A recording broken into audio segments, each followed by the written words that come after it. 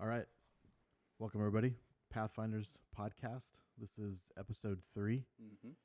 We're filming it on the same day.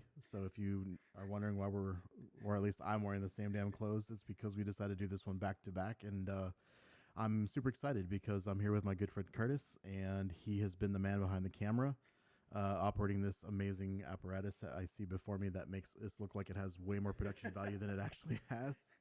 And so I just want to say cheers. Thank you, man. And you've got an interesting story. This one's probably gonna choke me up the worst, but we're gonna get through it because We'll laugh. We'll probably get a little choked up together, but yeah, I think it's a good story. yeah. I mean, if there's nothing else to say about it, at least has some kind of a conclusion to it. For sure. So, knowing a little bit about it, let's go ahead and set the stage. Let's just organize your family as far as like who all's in it, right? So we'll backtrack and we'll say, what's the structure of your family going into this entire story? Okay, so there's my mother, there's my father. Both met in a small town, Victoria, Texas. I want to say they were about 16, 15-ish, so, later teenage years. Yeah. And it really starts with my father, and everything kind of circles around him and his addiction and everything of the sort. So Even before you met your mom? not before he met my mom. No. You know much about him? Did you ever get to know much about him like before, like they were married? No. I've seen like newspaper clippings and stuff like that from him. He used to play football in high school, so he did really well from what I can gather. So lots of just local newspaper clippings and articles and things like that. I found his yearbook photos, through his various high school years and stuff like that, but not too much. Gotcha. Of his story. So they met in high school, same high school? They went to the same high school, yeah. Nice. Same class. What's the age range there? My mother will probably shoot me for saying this, but I think she's actually older than my father. Gotcha. Yeah, I believe she's actually older than him. So I don't know if they were necessarily in different grades. Right. But to also give a little context with my mother, so she grew up in a very, I would say, reserved household. So her family is Hispanic. In Hispanic culture, the ugly truth is they don't necessarily like when you date outside your race. So when my grandfather found out that my mother was dating my dad, who was very black, he did not like that, and he essentially kicked her out that same day. Yeah. That quick? So that's why I say a lot of it kind of like there's a lot of different people, lots of different stories, but they all are kind of tied to him, and not in necessarily all negative ways, but everybody's trajectory really kind of was impacted because of him. Okay, yeah, he's the nexus of it. Interesting. Okay, so high school, they meet. How long were they dating? Like how does? From what I can gather, they dated throughout their whole high school. Once they met, right, and they actually started dating, they seemed to be together that whole time. They got married. I want to say their early 20s, give or take. They, I believe, then moved. I'm not sure if it's to Houston, Dallas, or Austin. I feel like they kind of hit all three at some point. And then they had me.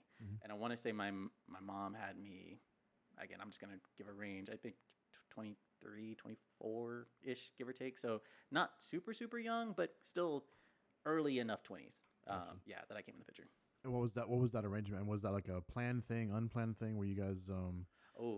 If my mother will always say it was planned. Gotcha. And so, what was the situation? Were they both like working at the time? Like, what was the financial situation as far as like families concerned? So, my mom doesn't talk too much about just her past. I mean, she does have fond memories of it. I think the issue is just how ugly it ended up getting for her. So I really don't know too much. I do know it seemed like at one point things seemed to be going really well. Again, how well, I don't know. They seem to be doing okay for themselves, excuse me. But again, she doesn't really share too much information on that. Gotcha. Well, I mean, I guess we can just dip into it, right? Sure. So, like, how soon after you were born, Mhm. did things, I guess, take a turn? Yeah. So I I I can't say for certain how old I was. Mm. My guess, honestly, George, is he was probably starting to deal with drugs.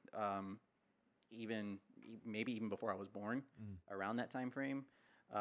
All I really know is just kind of like the main beats of, being one, Yeah. and my mom telling me she would come home, stuff would be taken out of the house. Um, she would also come home. He started to get a little bit progressively more and more violent towards her. So it seemed like it really got bad when I was 3. So my sister was born like a few months before I turned 3. Okay. So she was, I mean, an infant. I was 3, and it seemed like there was a moment where things got so bad for them, in my dad's addiction, that he essentially tried to kill her. And thankfully, she survived. He was arrested, and I and my sister at that point went different ways. Mm. So we may have lived together at some point. I'm not 100% certain. Obviously, we did as children, but I know I kind of passed houses. And I hate to make that sound negative, but I stayed at my grandpa's for a little bit, my dad's dad. Stayed with my grandma, my dad's mom for a bit. But I do know that ultimately I ended up settling at my grandma, my dad's mom's And house. so in the early phases of this, I mean, how much of it do you remember? Like, I don't remember very much when I was like 3. I have a couple of like flashing memories, but like, were you pretty aware of that something wasn't right? Mm-hmm. So thankfully, no. When I really think back on like my young years, and lots of good memories actually. Like Sure. I remember what I called the Brown House at a time, which I think was like a brown apartment in Austin. So I remember that. I remember my mom meeting who would eventually become my stepdad. Mm. Vague. I mean, just kind of like flashes of memories of like him showing up at like flowers or something like that. But Mm. nothing bad. Thankfully, nothing horrible or anything like that. The I would say the bad memories kind of started more in my 7, 8 kind of range. When I started, I started becoming aware of my situation, and then that's when I would say like my perception kind of changed. Like, Yeah. oh, this environment, like this isn't the norm. Gotcha. Yeah, Yeah, and when you're starting to become self-aware of, Right, of the right. situation. Yeah. Gotcha. And so, all right. So your father started to, I mean, what were we talking about? Like, was it heroin, crack? So his main drug of choice later on in his life was crack. Mm. Yeah, so he would smoke crack. And was it straight into that, or was were there any gateways going into it? If I had to make a guess, it was probably gateways. I couldn't imagine him just jumping right into it, Mm-hmm. truth be told. And I say that just kind of based on how, especially my last experience with him when he got out of prison, he it was always like a gradual or Yeah. progressive thing with him. So he never just went, oh, what's that? Yeah. And that's what I'm kind of driving towards. Is it never it's weird. It's like people always think of like just pre and post, and they don't realize that there's a lot of slippery slopes along the way. Mm-hmm. You know, it's never a magic overnight kind of a thing, and that affects the families too, because you see the slow progression, Mm-hmm. and it's not like you just like wake up one day and go, oh my God, who's this guy that's Right. living here? You see it, it's sort of Right. progress along the way. So I can definitely say that I know in my again 1 to 3 range, it had already gotten pretty bad. Again with crack and stuff. We joke about it now. I laugh at it because I got no choice to. But like my mom has shared stories where my dad's actually sold me for crack. So she's. So I joke and I say like, oh, I'm worth at least 2 crack rocks. But my mom came home. I was gone. My dad was gone. She completely lost her shit because she's like, where is my child? And again, wish I knew where they stayed at. Again, it could have been Victoria, Texas. It could have been a whole different city. But what I do know is where they were was not a good place. So she went to this park. And I mean, you're talking, what, late 80s, early 90s. So it's not like people have cell phone cameras or anything like that.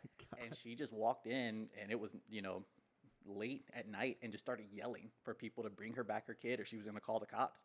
And then she said, she said essentially my dad kind of just like crept out of the dark, right? And he was like, "You're going to get us killed. What are you doing?" She's like, "I'm going to kill you if you don't get my child back." And clearly somebody recognized, they're like, "Oh, that's probably not a good transaction." And so they gave me back to I my have mom. so many questions. Who's buying? Like, hey man, Yeah. I'll give you this kid for 2 crack rocks. Like, yeah, that's a good deal. Oh, Yeah. wow. Yeah. But I mean, that's the desperation of it all. Mhm. Holy Right, cow! right. And you have no recollection of this. Thank God. No. I mean, yeah, like that. We joke about it. Yeah. And I think for me, I use humor as a way of really just kind of owning a situation. Yeah.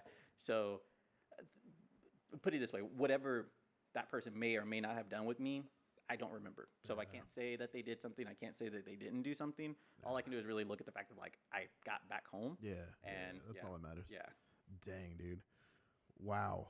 So I mean, but that speaks to the level of the sort of desperation, right? That can consume somebody, right? Where this goes beyond just like, oh, I'm willing to sell the microwave, and I don't care if we can't heat up popcorn anymore. It's like, no, you're willing to like, it's the addiction is so entrenched that you're willing to sell what you could do. You do whatever the hell could possibly happen. And like we were saying, right? It is a I feel progression. It doesn't just start at, oh, let me sell a child. Yeah. It sometimes it doesn't even start at, let me sell a microwave. It's, well, what can I start to, right? Like get rid of, like, what can I withhold from my paycheck? Right, What can I right. not buy my kids for school? You know what I mean? Like little tucky thing. Yeah. And then once they start to go on that slide of like, oh, well, a microwave is worth something. Well, what is this other item worth, right? What are vehicles worth? It just progressively grows. And it is sad because if you take a step back and you think, a microwave shouldn't be worth the same, crack rock, right, as a car, but to an addict, it Don't matter. Yeah, it's just that next fix. It's right? whatever the next fix requires is a price well paid. Right. Dang. Okay, so wow. So while this is happening, I mean, what's your mom's demeanor in this? Is she like she's I mean she's obviously, she's not, it doesn't sound like she's participating in this stuff, so it's not like it's sort of like a double downward spiral, like, Requiem for a Dream style, but it's like so she understands that this is probably not a good situation, and so she's trying to take measures to solve it, move on. What's her mindset going into this age? Now this is like the 3 to 5. So Or start right there. Like she just got her kid back from Yeah. getting traded for crack rocks, Yeah. right? So what's her next move? Is she like? Yeah. So I think, before I answer that, I do just want to say that it's always easier to speak to a situation when you're not actually in it. Yeah. So my perception is just my perception. Yeah. So by no stretch, am I judging anybody for what they thought may or may not have been right at that time? Absolutely. It's just I can only look at it after the fact, right? Yeah. And say, okay, well, here are my thoughts to this. But again, not being in it is a completely different thing.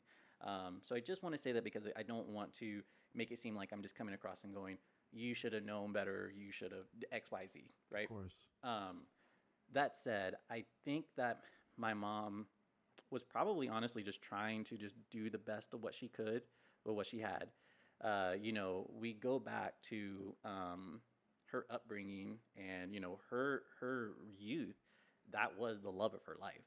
That was, her person. Yeah. And so in her mind, while yes, there's children to take care of, and they rightfully so are a priority, you're also looking at, how do I deal with this loved one who has fallen into this thing that I just cannot figure out a way to help them? Yeah. And I do know that, many years later being told, that like my family did try to help him, take him to different places, rehab, things like that.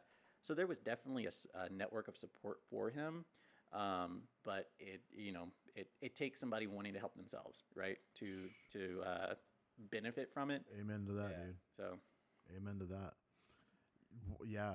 Well, that's so. Yeah, and that's the unfortunate circumstance, right? That's what you have to face sometimes. Is that there's no amount of magical words, right? That's something that I struggle with even with like my parents, right? I haven't gotten too much into my mom's side, but that's the same thing. It's like there's a mental illness that there is no there's no amount of wordsmithing that can get a Right. person to change if they're not willing to change for themselves. Right. And especially now you're a hijacked individual. This is more than just like prideful Right.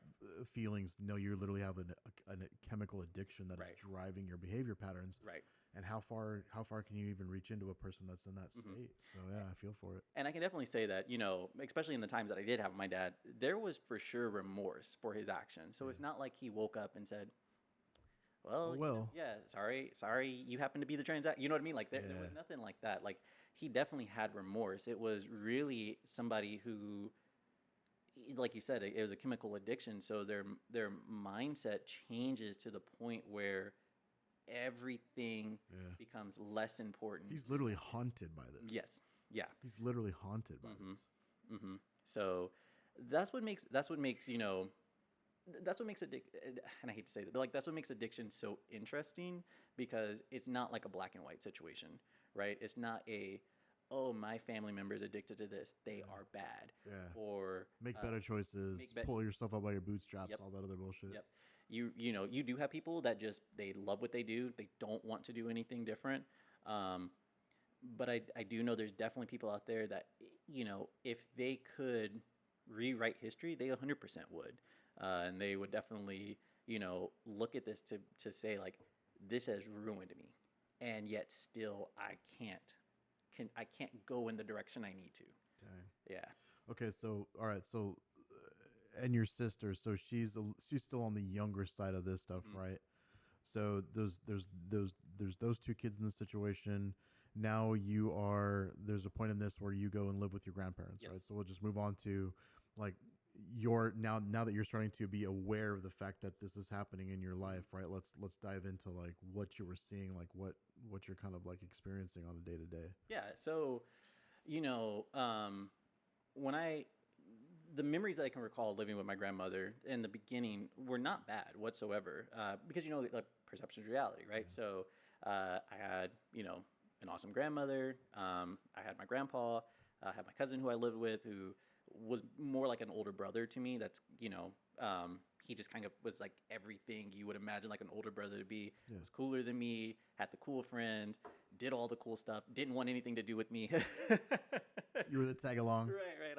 I was the tag along. So so I loved it. It was great. I didn't know any different. So I just thought this was just the norm. Sure. So that said, it kind of started to dawn on me when how can I say this? It started to dawn on me when things started to change in the house. So, and what I mean by that is, my cousin eventually he left, right, and did his own thing. My grandpa became just more and more sicker, or what I always recall. So he really couldn't do too much. Like he wasn't 7, so it's not like he was going to go outside and play kickball with me. Yeah. Right. And then my grandma was the primary earner in the home, so she was never really, and I say around, like her shift ended essentially I think like 12 or 1 in the morning. So she was a nurse. Yeah, she was a nurse. Thank you. Yeah, so she was a nurse. So by the time I come home from school, unless she was off, I just didn't see her. Yeah. And I went to bed well before she got home. Yeah, that's rough work. You come home and you're just toast. So it was my great grandma who was really kind of my main interaction. So I want to take a step back really quick just to kind of help set the stage. So when my sister and I got sent to Victoria, I stayed with my grandmother. My sister stayed with my grandmother's sister, our great aunt. Okay. So even though we lived in the same city, different households. We were in 2 totally different households. Yeah. So she would come by. I mean, you could argue and say she lived there, but the reality is she didn't. Like she would come, she would stay a few days. We couldn't stand each other, so there was nothing fun with her being there at that time. So she primarily stayed at our great aunt's house. So that's why it was really just kind of me and my great grandma, who really just kind of had each other. Where she's the one who would wake me up to say, hey, it's time to go to school. She'd make the breakfast. She would wash my clothes, try to help me my homework, things like that. And so the reason for this displacement was that was that to create some distance with the problems that your dad was going through, so that they can work on it, or like what was that situation that called for like the breakup of the family and the distribution of the kids? Fair. What happened? I got to take a step back really quick. Sure. So, um, my dad was in his addiction. He would sometimes get really, really, really violent. Mm. So one night, him and my mom actually had my sister with him. Uh, Basically, he just kind of lost his shit and pulled the car over, pulled my mom out of the car, and drug her to a field. And I mean, I don't mean to be super graphic, but he's beat the shit out of her and just literally told her, like, I'm going to kill you. He literally said out, like, I'm going to beat you to death. I'm going to put you back in the apartment, and I'm going to call the cops and say I found you this way. So my mom was like, I'm going to die. Like, there's just nothing I can do. So she ended up, she would run away and try to get away. And unfortunately, he caught her and stuff, got her back in the car, and they got to the apartment. And what happened is there was a cop that was there. So the whole time that they're in the field and doing all that crazy stuff, my sister's in the car, as an infant, 9-10 months ish. So my mom picked my sister up out of her little car seat, and if memory serves me correctly from her story, either set her down on the ground or set her on top of the car, and then bolted to the cop, and then just literally just screamed, "Please help me! Please help me!" And then the cop saw, this giant black man coming running behind this woman, and was like, "You're arrested." Like there was no need to even ask. Yeah. So he unfortunately, beat her so severely that she really couldn't take care of two kids. She was in a really, really bad state. So that's how we ended up out of her hands with other people. Yeah. My dad, of course, was jail, prison, one of the two, but he was essentially locked up. Yeah. So yeah, he was definitely going to be serving some time for that. Ooh. Yeah. So that's how we ended up at our grandparents, right? Yep. Ultimately, why my sister went to our great aunts, I don't know. If I had to take a shot in the dark, it was probably just because, again, at the time my grandmother had, her mom living there, obviously her husband, my cousin that was there as well, then myself. Yeah. So that's a pretty share the load. Yeah. Right. Distribute it. Yeah. And then you have a 1-year-old essentially at that point. So it was just easier to, go to another household that would probably be a little bit more equipped to help her. So that it wasn't just all on one to do that. Right. Dang. Okay. So, all right. So your dad's in prison. Mm-hmm. So at what point did anybody explain this to you? I mean, were you just like, don't know what's going on? Were you kind of in your own head, or did anybody sit down and explain what was happening? That's a really good question. Yes and no. So nobody really explained that particular time, like what exactly happened. I mean, understandably. Yeah, and when I really started to kind of, like I said, question, like, oh, this living environment isn't necessarily like this isn't what my friends have at school. Yeah. I was, he had already, excuse me, he had already gotten out of prison, if memory serves me correctly, and then, was doing various stints. So I feel like he would be locked up in jail at some point, and then he would get out. So sorry. Nobody ever explained to say, like, hey, this is how it started for him. I feel like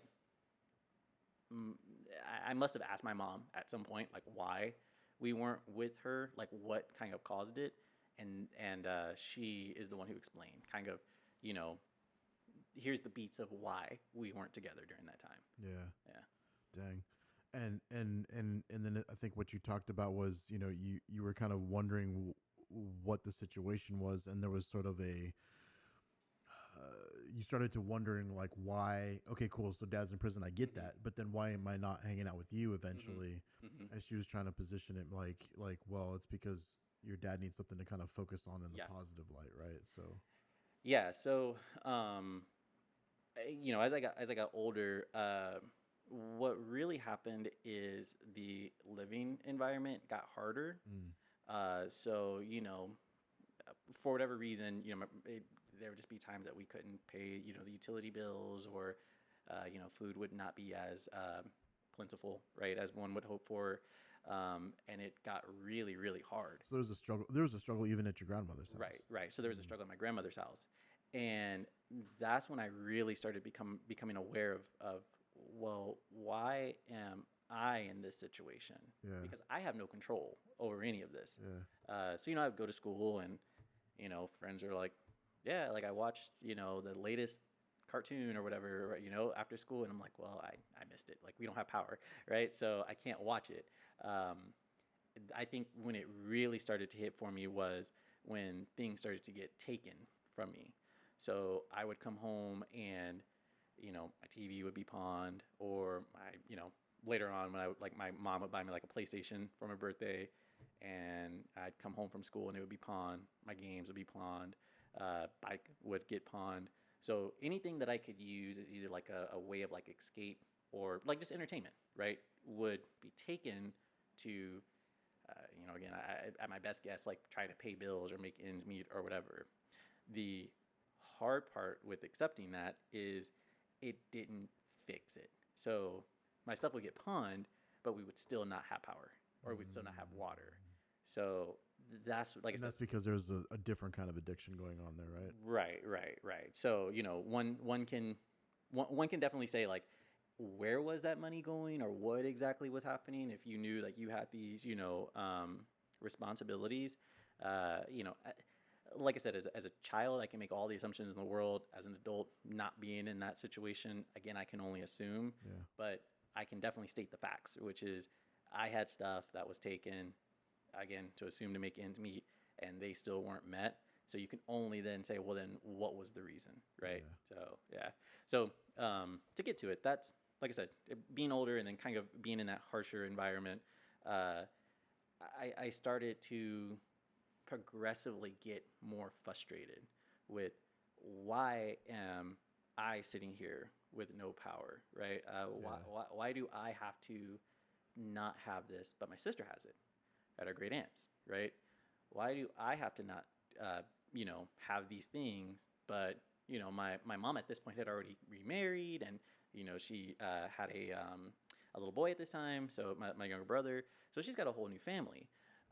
But I would look and I would say, well, why? Like, why am I stuck here? Like, what's the reason why I'm here? And the explanation for that is your dad is in prison and he needs something to focus on. Like, he needs a goal, I guess, right? And if that goal is there for him to say, your kid's at home for you, it would motivate him to do better. So, I would remember literally calling, my mom and crying, just saying like, why am I stuck here? Like, what is the reason? You know what I mean? Like, come get me. Yeah, like come get me. Like, help me understand why I have to be here. And that was the explanation. So in a weird way, I ended up essentially kind of looking to my dad to say, once he gets home, things will be better. Like that is the purpose, like to go through all of this so that he would get home. And then once he got home, like I said, everything would be fixed, right? So all the hardships that we're going through, all the like holidays that I missed with him, or just sitting there and you see, your neighbor playing with their dad outside. Yeah. And I'm like, I didn't have my dad around to teach me sports or to teach me anything that, you would think like, oh, let's go fishing or camp. Again, just like the regular like son dad stuff. So I really kind of put all that on, like all my chips went there, right? To say, okay, if you endure this, you will get what you want. You just have to wait for it to happen. Holy smokes. Yeah.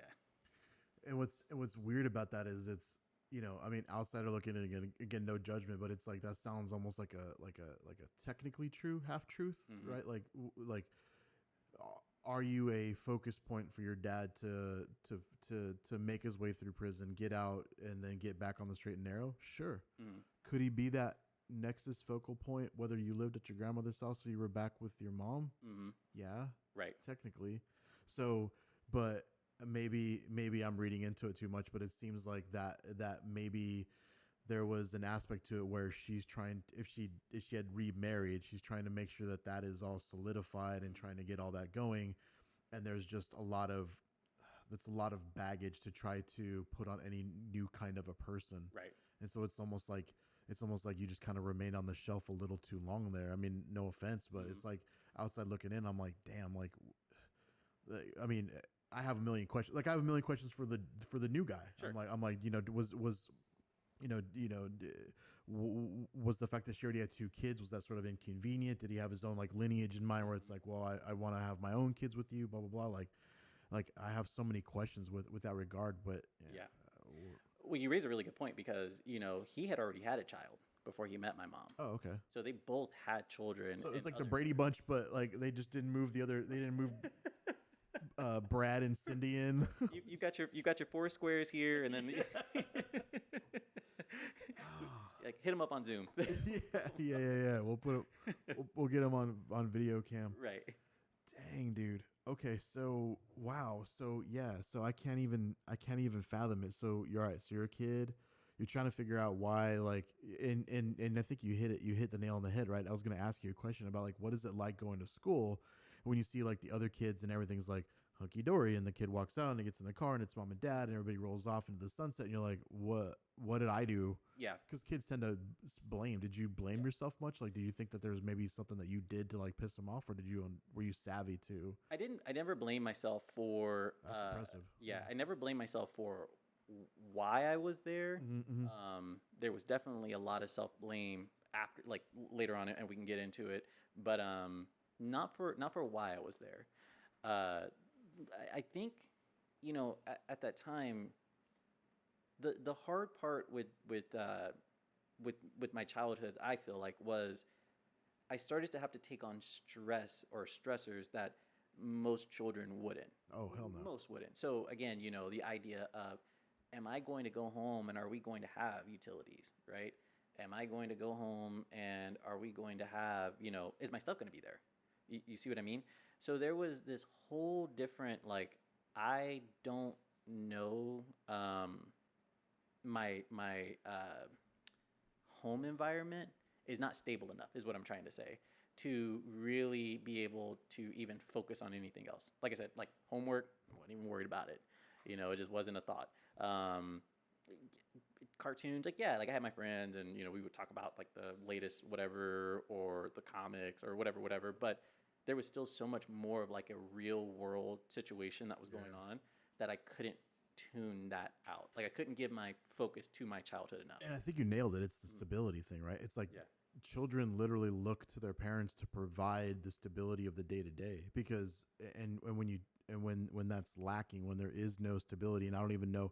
Okay, you're telling me that mom and dad, me being even in their life, that's an uncertainty. It's a question mark. Mm-hmm. Now I go home, and whether or not my stuff's going to be there, whether or not the lights are going to be on or off, another question mark. Mm-hmm. So you're a child. You're literally a child, and you just have nothing but question marks in your life. And so I mean, just so pathfinding through that, it's like, what did you like?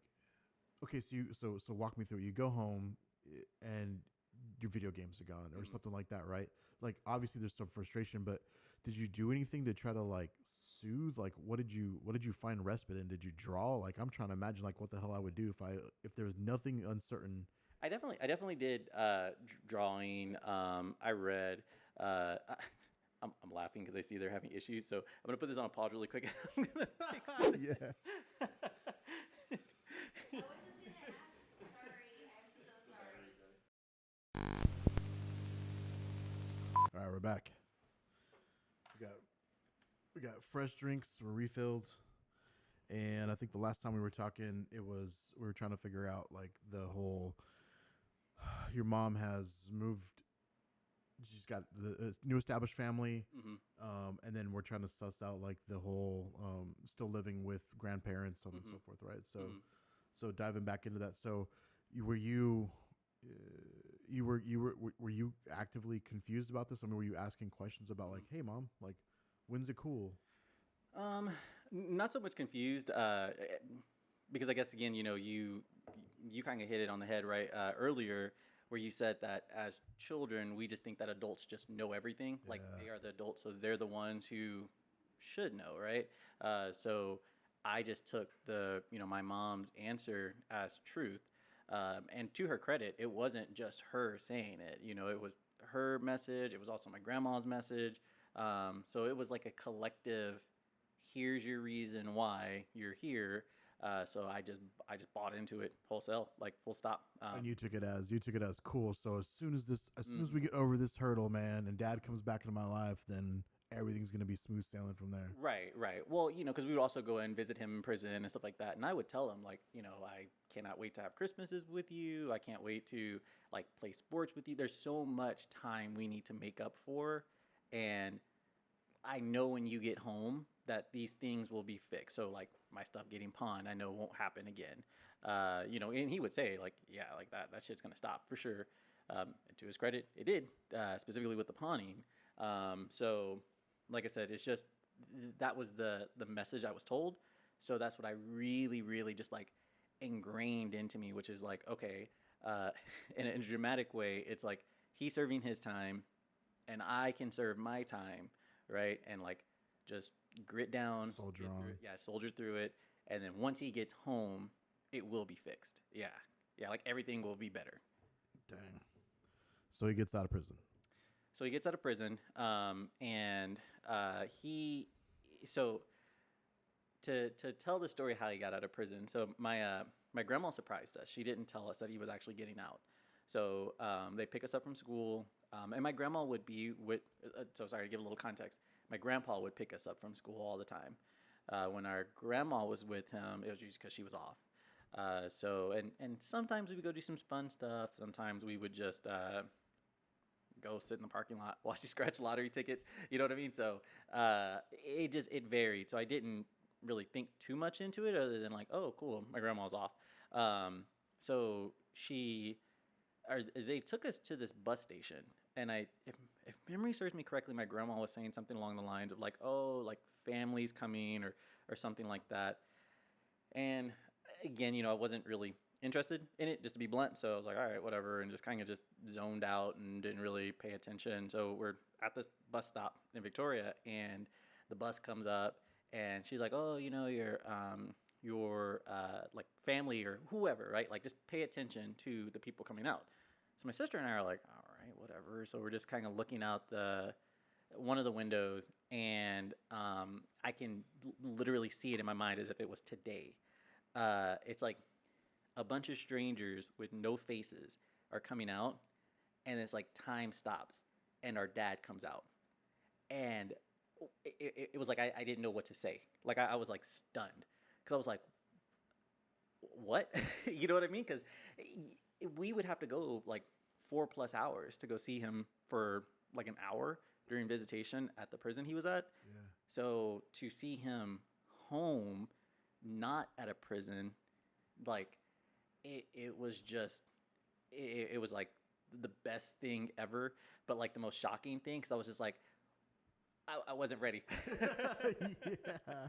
So, my sister and I were kids, so we get out and we run into him, we give him the big hug, we're crying, we're so excited, and we're just like, oh my God, like you're home, like we can't wait to show you like the house and our stuff, like our backpack, like, you know what I mean? We wanted to just like show him everything that he had missed out on.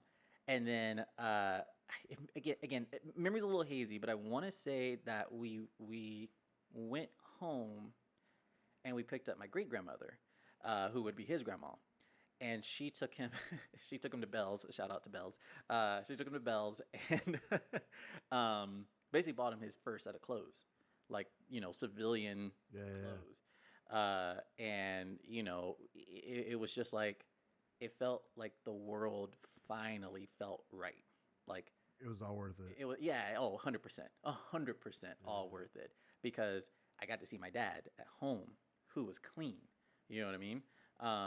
And in his defense, like I probably put too much on him, because again, in my mind, I've essentially took something that was so bad to kind of say like, okay, there's the savior of this situation. You see what I mean? Like Everything gates on him coming home. yes, everything rides on that. And I don't think he quite understood, or maybe he did, and maybe he was just like, oh, it's kind of just like kid talk or whatever. I don't know what it's like to be an adult. He doesn't know what it's like to be a kid that like in my type of situation. So, in a weird way, I feel like we were both kind of set up to disappoint each other. You know what I mean? Because we would have he would have never lived up to what I wanted because there's been no way. Like he can't rewind time. Yeah. But he could have tried in his own way, which he did. But he sadly ended up, just essentially starting back with his addiction. So I know we talked about it a little earlier where I said it's not like you said, it's not like you wake up one day and you're like, I'm going to try crack. You know what I mean? And you just off you go and you're like, I like this. You just run with it forever. So those first, I felt like, So how much time did you even get? How much like did you get at least a week of quality time with him? Yeah. I did. Yeah. So I definitely got like a few good months. Oh, good. For sure. Right. Yeah. He went to church with, our great grandma. He didn't drink. He didn't do drugs. He was really, really, really trying. So I give him his credit. He was really, really trying. The sad thing, and a lot of people will say like, oh, because it's a small town, like you will inevitably end up falling in the same circle. Yeah. I also believe it doesn't really matter where you are. If you want it, you'll find it. Yeah. But slowly they just chipped away at him. Hey, buddy, haven't seen you in a while. Exactly. You still? Yep. Or let me rephrase that, because you can't let somebody do to you what you don't want. So slowly he ended up giving himself back to that previous life where, he was just hanging out with him. And I distinctly remember seeing him. I'm like, what? Why? Yeah. Like, don't do this. Don't invite that devil over. Yeah, don't do this. And he's like, oh, it's fine. That's fine. And, like we were saying, like being a kid at that time, I was 9. No, I might have been like 10, 11, give or take. That was my concern. That was my fear. Not like, oh, I'm going to get a C on my report card or whatever. I mean, because my grades sucked. I just didn't. I was a bad kid at school, like the typical, I got problems at home, so I'm acting out. And I didn't care. Like that wasn't the real world, like algebra. You see what I mean? Yeah. The real world was the one thing that I've been holding on to is now at risk, and it can't be this way again. Like it just can't. You see what I mean? Like it just can't. So him even interacting with them, I'm like, don't do this. Like we both know this won't work well. And I think I started to recognize that it wasn't like we were already on that slope, like we were going downhill, and there was nothing that was going to stop it when he started drinking. Now, his poison of choice was 40s, so he would have 140. Okay, whatever. But then I remember coming home, and he was just wasted with his friends. And, my dad didn't really drink too much, like, that I can recall. Like, I remember him drinking, but it wasn't like he was always, just like, he passed out, would throw up over himself. That's one way you can start, right? You trade one vice for another. Yep. And say, well, this isn't as bad as. And I realized, so I came home, he was drunk. He walked to the side of the house and he threw up, essentially to like rally. And I thought, basically, oh shit, like now this isn't enough. You see what I mean? Like we're getting into the ugly part, and this is just alcohol. It's only a matter of time. You see what I mean? Damn. So that's. You recognized it at the age of like 10, 11. Right. 100%. Yeah, because like I said, I knew, I was like, this is just like history repeating itself. You know what I mean? And I was like, man, I want off this ride so bad. I am not. Oh no! Like I just know I can see it, and my sister and I, we we physically would fight him, like not like punching him or anything, But try to restrain him. try to restrain him. So, we would do everything we could, because essentially what he would do is when he came home with drugs, he would grab a soda can and a lighter and ashes. The ashes were always available because both my grandparents smoked, right? So, I mean, you could just turn any which way you looked, there was an ashtray. So we would we would poke holes in the cans, like try to cut them up. We would try to dump the ashtrays out as much as we could, try to hide the lighters. And, again, like when somebody wants it, there's nothing you can do. Yeah. I remember he would always smoke in the bathroom. So my sister was definitely the braver one of us two, and she would take the broom and like shove it in the door when he was trying to shut it, because he would be so mad he'd try to slam it, and the broom handle would catch on the door, right?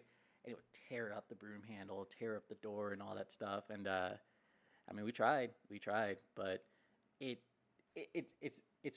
obviously it's weird looking back as an adult, right? Because I'm talking about here's essentially an 11-year-old and a 9-year-old trying to be the adults in the room. like trying to help our father, not go down this road. And we lost every single time. So that's where the blame starts to come in. Where were the adults? Like, is he doing this? Your grandma's still working long shifts, so basically unsupervised. Mm-hmm. Grandpa, him and my grandpa already, they had their own understanding issues. Not even understand. Like, they had their own issues because in my grandpa's defense, what would happen is my dad would always go, he'd get high. And if he wasn't at home, we would always get a phone call at the house, like, hey, your dad or your son is like over here at this apartment tripping, come get him. And my grandpa would just get frustrated. He would tell my grandma, like, don't, enough. Like, you're enabling him because you keep going to rescue him. And that's not the answer. And to her credit, like, I'm not a parent, so I don't know how I can't put myself in her shoes. But I give her credit where it's due, because every time she got that call, she was out there looking for him. And we're talking 1, 2, 3, 4 in the morning in the bad parts of town. And, then I got old enough where she's like, you want to come with me? And I'm like, yep, let's go. And her and I would go. And I remember, like, she would park. I'd go look for him, like, in the Whataburger bathroom, see if we could find him there. Go around the park to see if we could find him. Like, we just tag teamed, to try to find him. So I have to imagine it.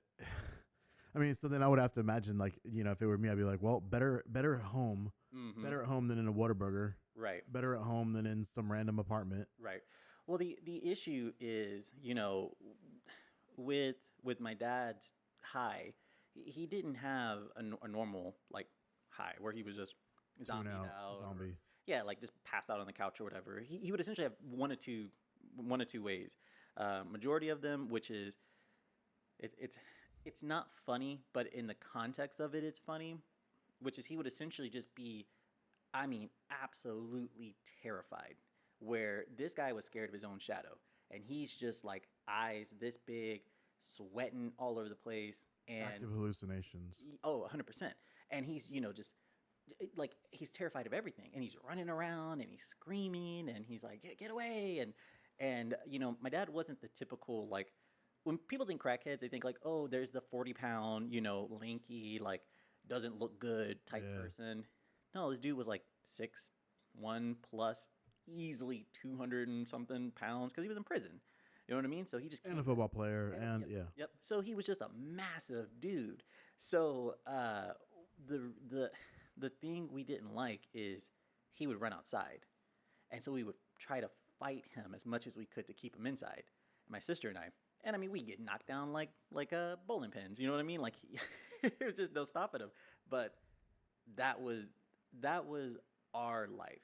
It wasn't, I'm gonna come home and read this book for class. You know what I mean? Like, obviously the world didn't stop, so it was needed, but we just couldn't focus on it. And my sister really didn't like it. So she came. She loved her dad.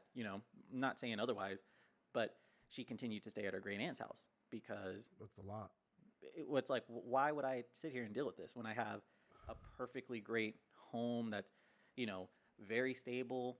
She had her older cousins, which, they were like older sisters of her.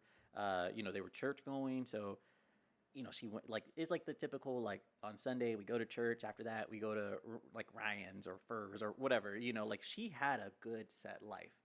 Why come deal with this? No shit. And you can't blame her. It's like, yeah, No shit. No Yeah. shit. Yeah. Why traumatize more people than necessary? God damn. And that wasn't y'all's role. I mean, like, Jesus, I can't even imagine. I mean, there's plenty of, like, the pill popping moms of the 70s where they just tune out and they're just laying on the couch and they're unresponsive and they just don't do anything. And it's like, well, there's that level of it, but to actively have to try to wrestle your dad who is having a manic breakdown in the front yard, just try not to get a whole lot of people to pay attention or the cops roll by. Right. I can't even imagine that extra level of stress. And you're not even strong enough or old enough to actually corral him. Right. You're just trying. Oh, dude, we just tried. I mean, and, my great grandma, she would, older lady. So it's not like she was physically getting up. Yeah. She was just trying her best too, because she was there. So, she's telling him, like, Curtis, stop that. Like, it's not good. So everybody's doing their part. It's just, man, like I said, once that train's going, there's just no stopping it. Nope.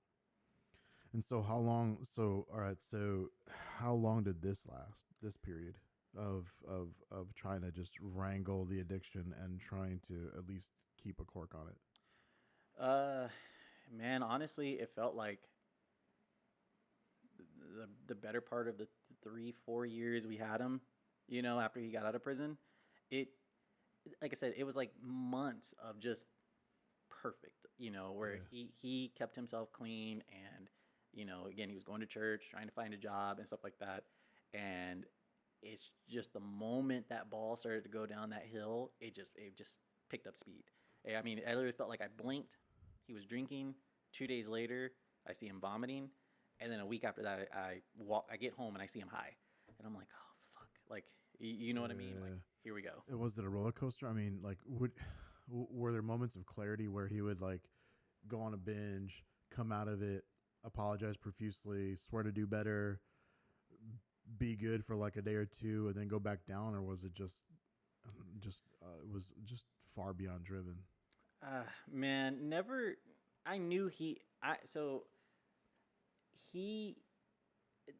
was definitely a roller coaster. Sorry to answer your question. It was definitely a roller coaster. I know he didn't like what he did, especially in front of us. Like I said, 90% of the time, his highs are, I'm just terrified of every shadow I see. Please save me. But he had those other parts, man, where he just turned him into, like no jokes, one of the most violent men I've ever seen in my life. Where, he had women that he was involved with, and I mean, just physically just beating the shit out of them, and again, I'm there and I'm like, don't do this. Like, I'm trying to stop and I'm yelling at him, but I'm also scared because I'm like, and I hate to say this, but I'm like, I see what's happening. I don't want any of that. Yeah. You know what I mean? So in moments like that, he would definitely feel remorse because he hated that side. Yeah. He hated it. It was a Jekyll and Hyde kind of a thing. Mm-hmm. And so what's the situation? So he's back in your life. This is happening.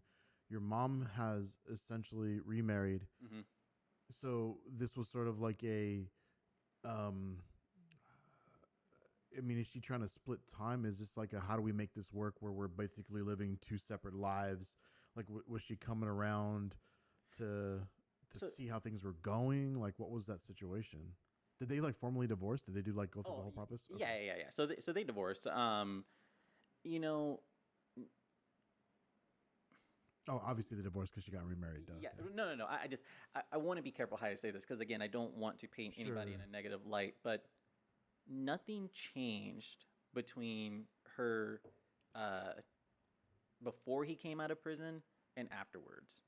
Now, again, that's from my perspective. I have no idea what conversations she may have had with him, but all I can say is she would come and visit, once a month, maybe once every 2 months, and that just stayed. So it wasn't like, excuse me, it wasn't like she said, hey, I know this is going on. I'm going to come pick you up from this. Yeah. That never happened. It was, I mean, honestly, I don't really think we ever addressed it. Truth be told, she knew it. I would call her. I was you gonna know, ask, about was it, she was aware of what was like, Oh yeah. and Yeah. was she aware of like the other stuff too, like, hey buddy, how's it going? Oh, no big deal. My PlayStation got got sold. Yeah. Yeah. She was aware of that too. She was mad. I mean, like my mom got a lot of information from my grandma. Sure. Like I said, I'm not those two, so I can't say what was or wasn't said. But all I can tell you is I remember calling my mom to tell her about that because I had just gotten that from her from my birthday, and there's a lot of anger about it, but. Yeah. And I get it. It's not like she said, I'm going to go buy you another one. I'm going to tell them they can't pawn it because she can't control that house either. But nothing changed. That's really all I can say. Like, regardless of who I told, nothing changed with it. It just consistently occurred, before he got home. Again, to my dad's credit, when he did get home, my stuff stopped getting pawned. Yeah. And I don't know if he just told his mom, cut the shit or whatever. But then came his addiction with that. So it's almost like, oh, I mean, shit, like what's the worst? I'm just trading one really stressful situation for another. Yeah. Yeah. And so, I mean, obviously that had to have a strain or at least a different perspective on your relationship, even with like your mom and your dad now. So, I mean, did you feel like, damn, well, I guess I just got to figure this out on my own? Or like, yeah, man. I mean, especially once we start getting into like the later part of, my dad's life, I was getting older. So I was starting to hit like that preteen phase and a lot of angst and stuff. And I just couldn't wrap my head around why I had to be in this situation still. Like, what did I do? Right. Because, cause and effect. Like, you do bad at school, you get grounded. Yeah. So I'm like, okay, so there has to be a reason for this. And I just couldn't make it make sense. So it was like, why do I have to be the one out of our friends group, right? Like I have my buddies who, I mean, they're going through their own thing, but it's not like this. Not to that degree. Right.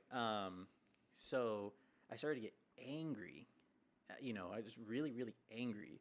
I never got mad at my mom because, again, I'm only seeing her once a month. Yeah. So it's like she also kind of became my like momentary break from the situation. Yeah. You see what I mean? Yeah. So I went from being, just really mad at my dad, starting to, really kind of voice my opinion. And I think once I realized two things. Once I realized that there was no amount of talking would fix it, then I tried to understand. I'm like, okay, well, if me yelling at you won't stop you from doing this, then you help me understand why you can't stop this. Yeah. And I got a lot of like really interesting, profound life lessons of, at a minimum, an individual who, in his own way, didn't ask for this either, So I remember sitting with my dad at night and, asking him like, why, like, what made you go back to this, right? Like, why weren't we enough? None of this sounds appealing, by the way. Like freaking out, running, like, exactly. being terrified. Like, this does not sound like a fun trip at all. Right. Well, my thing was, I was like, why weren't my sister and I enough at the end of the day? Like, if you were supposed to be our reason for being where we were, then we should have been your reason to come home. And now you're home. That's the story we were told, right? Like, that's the message that was driven. And, I remember my dad just looking at me. He was like, everybody needs friends at the end of the day. And again, 11, 12-year-old, I don't know what the hell that means. I'm like, you don't need those friends. You see what I mean? But to an individual who, doesn't have anything, dad came out of prison. He had no car to his name. He had no job. He had no home. I mean, my dad basically got out of prison and died, sleeping on his mom's couch. You know what I mean? So there was nothing of value that he had worked towards. So his circle was all he knew. And I mean, the reality is you can't be friends with a 12-year-old or 11-year-old, you know what I mean? You can try, but my dad doesn't care about whatever video game I'm playing. You know what I mean? He doesn't care about the makeup my sister is playing with. You can try as much as you want. And that brings me to the second thing I was going to say that I started to gain awareness of, especially in I want to say his last probably 6-7 months of life, give or take, is his addiction really wore him down. So those last few months, man, like I would sit at home and I would just see him pace the whole house back and forth and back and forth. I mean, literally running the carpet like damn near on fire. And I'm like, what are you doing? Like, sit down. You're making me anxious, you know? I distinctly remember one day he came in. I had just, so I just got a PlayStation 2 from him, which was super awesome. And he bought me one of my first DVDs, which it was 3 Strikes, if I'm remembering, which was kind of funny in hindsight. But basically about a guy, you know, it's like your 3rd strike, you're locked up for life. And he was like, hey, let's watch that movie. And I'm like, okay, cool. So we sit in my room and we're watching the movie, and then it ends. And he's like, oh, that was a really good movie. Like, let's watch it again. I'm like, oh, okay, sure. So put it on and we watch it again. And, you know, he's kind of watching it and he gets up and paces a little bit and comes back down and it ends. And he's like, yeah, that movie's really funny. He's like, hey, you want to watch it again? And I said, no. I was like, we literally just watched it twice. I don't want to watch this a 3rd time, right? Because, again, at this point, I'm frustrated at my situation. Yeah. And my, I guess, empathy to it is starting to shut down. Yeah. Not understanding clearly as an adult, that was truly his way. Like, he was truly trying to fight, you know, his addiction. He was trying to create distraction. He was literally trying to create a distraction. God damn. Yeah, so he just became I think what he started to realize is his addiction is truly going to run him into the grave, and he can't stop it. Like, his legs are tired. He's like, I just can't go. But his addiction's like, come on, you got to go. And it's just basically pulling him by the collar. And it's a wild thing to see, you know, your parent like fight with that. You know what I mean? Like, they're trying their best to be in the moment. Yeah. But even then, if you take just 1 second to look at them, you realize like they're doing everything they can just be to here. fucking function. Mm-hmm. But I mean, that thing is like right behind their Right eyeballs. Yeah, just like all you have to do to fix this is just go in the bathroom. Yeah. That's it. That's all you got to do. Like, it is just 10 seconds away from relief, and they're dealing with that.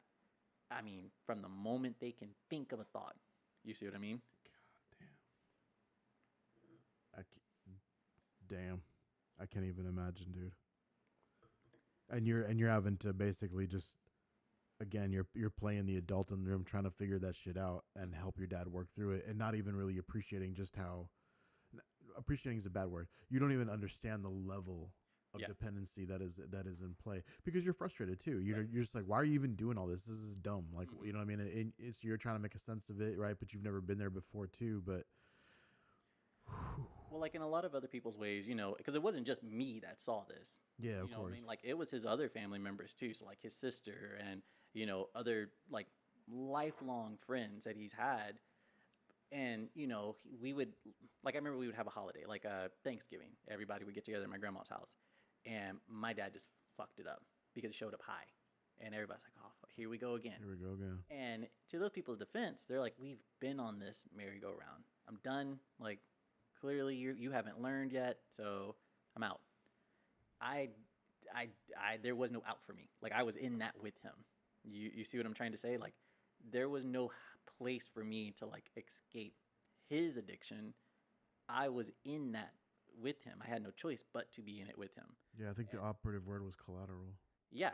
You were collateral to that whole situation. Yep.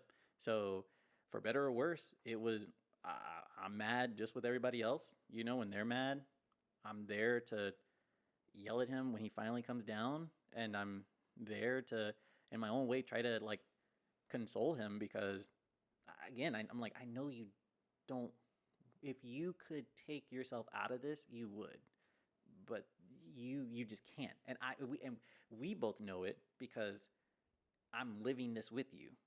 You see what I'm trying to say? Like, it's very easy to judge an addict when all you see is either they're high or they're not. Yeah. You come over and you're like, okay, clearly you're on that bullshit, and you just go on about your day. Yeah. That's a very, very easy thing to do.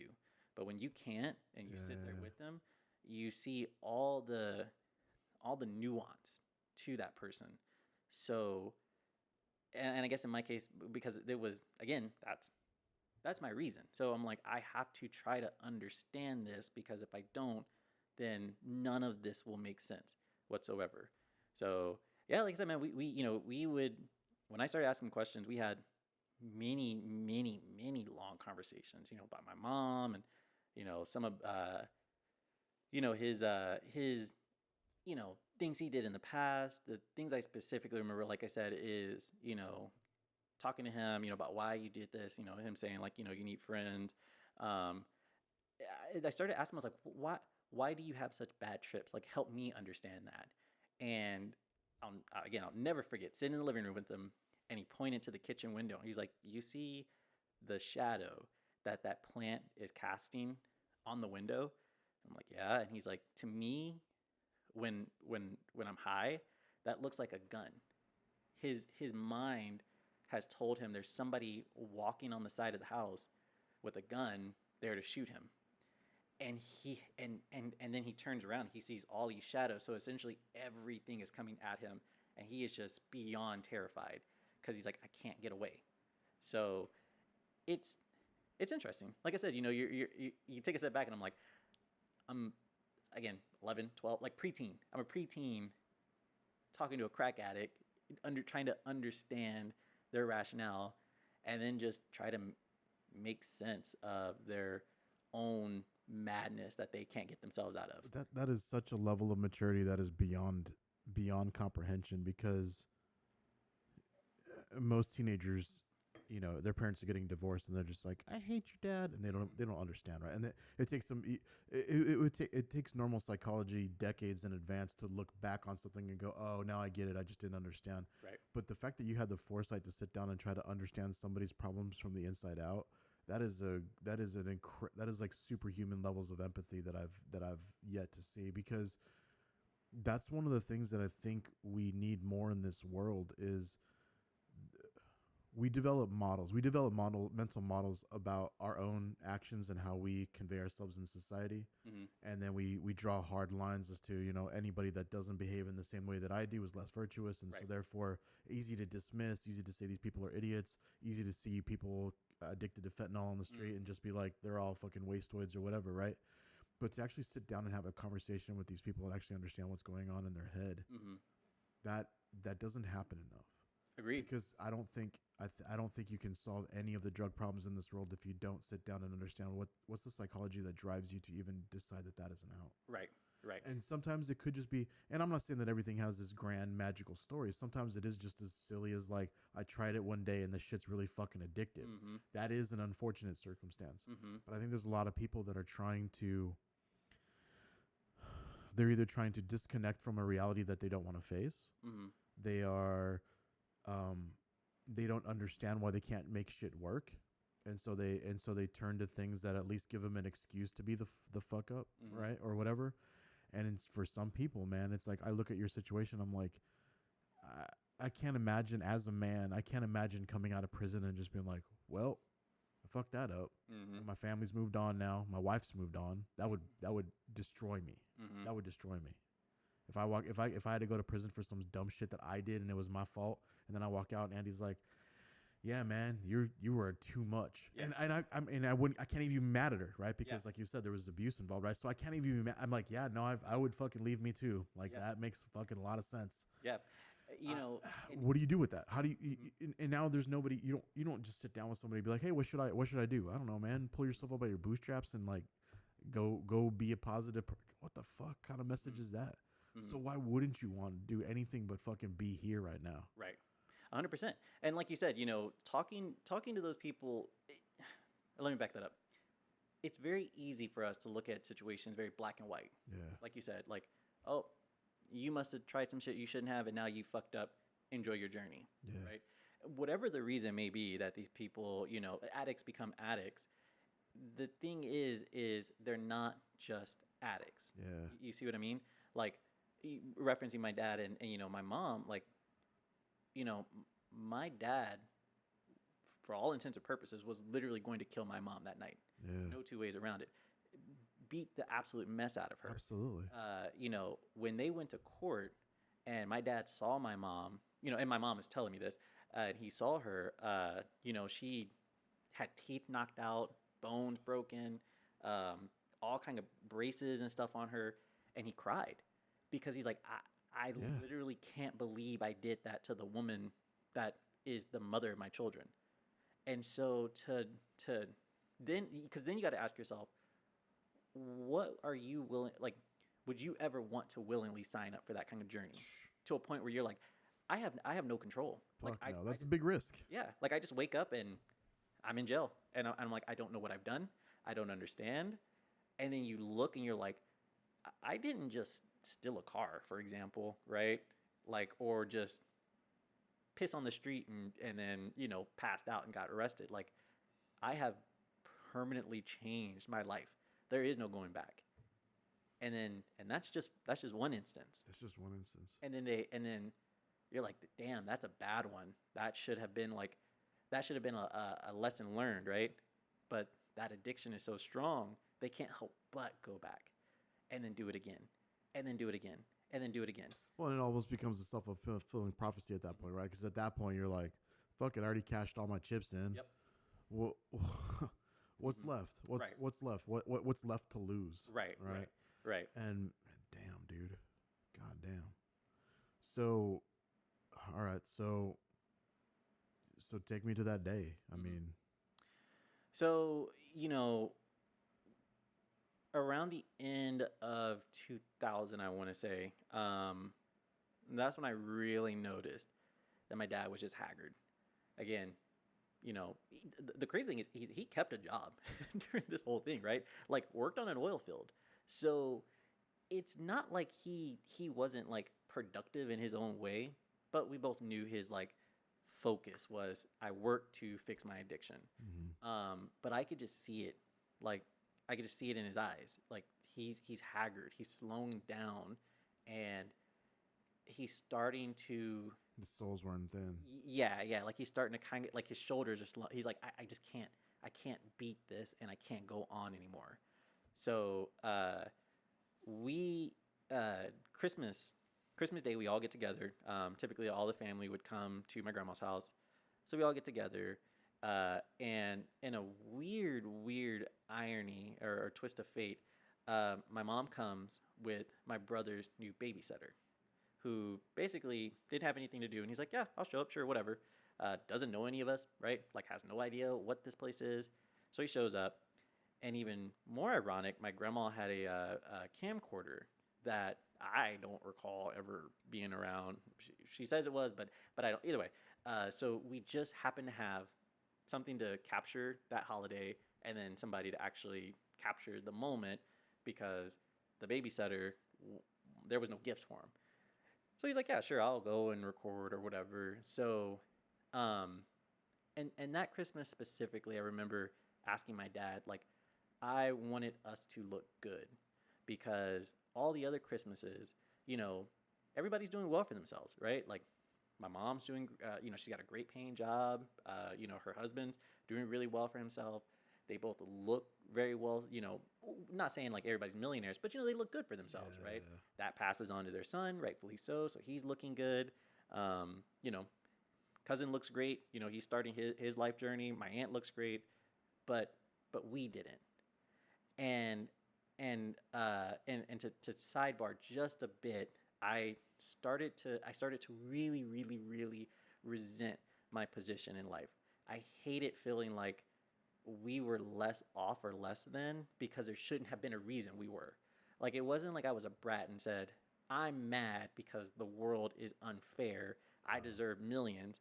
It wasn't that. It was, I'm angry because I've got people from like little angel tree or whatever it is, you know, I'm writing what I want for Christmas thinking it's going to my grandma. She sends it to this charity, and in their minds are thinking they're doing great, which they are. They're like, oh, you know, you're unfortunate. You know, my dad was still in prison at the time. Like, you don't have much, you know, so here, let us help you. Like, let's try to bring some joy. And it like, dude, the amount of anger it gave me, because I'm like, we shouldn't be in this position. Yeah. It's not like it's not like we don't have arms and legs. You see what I'm Yeah. trying to say? Like, It's like our house burned down in a fire and right, we're right, downtrodden. right. I'm like, every position we're in one way or another, was because somebody made a decision and they can't stop making it. And I was so angry with it. So, getting back on track, that Christmas, That's important. right? So I asked my dad, I was like, can we please, like, I want to Just dress show out. up, I want to look good, I want to show that, like, you're here with us, and now we're not without. We're whole. We're whole. Yeah, we're whole. So he was like, yeah. So I mean, and at the time, those like bowling shirts were real popular. You know what I mean? Like, it was like the silky shirt that you would have unbuttoned, and like the Jinkos, and like go like rollerblade or whatever. So I had like a black one with, like, I don't know, like little tiki men or something on it.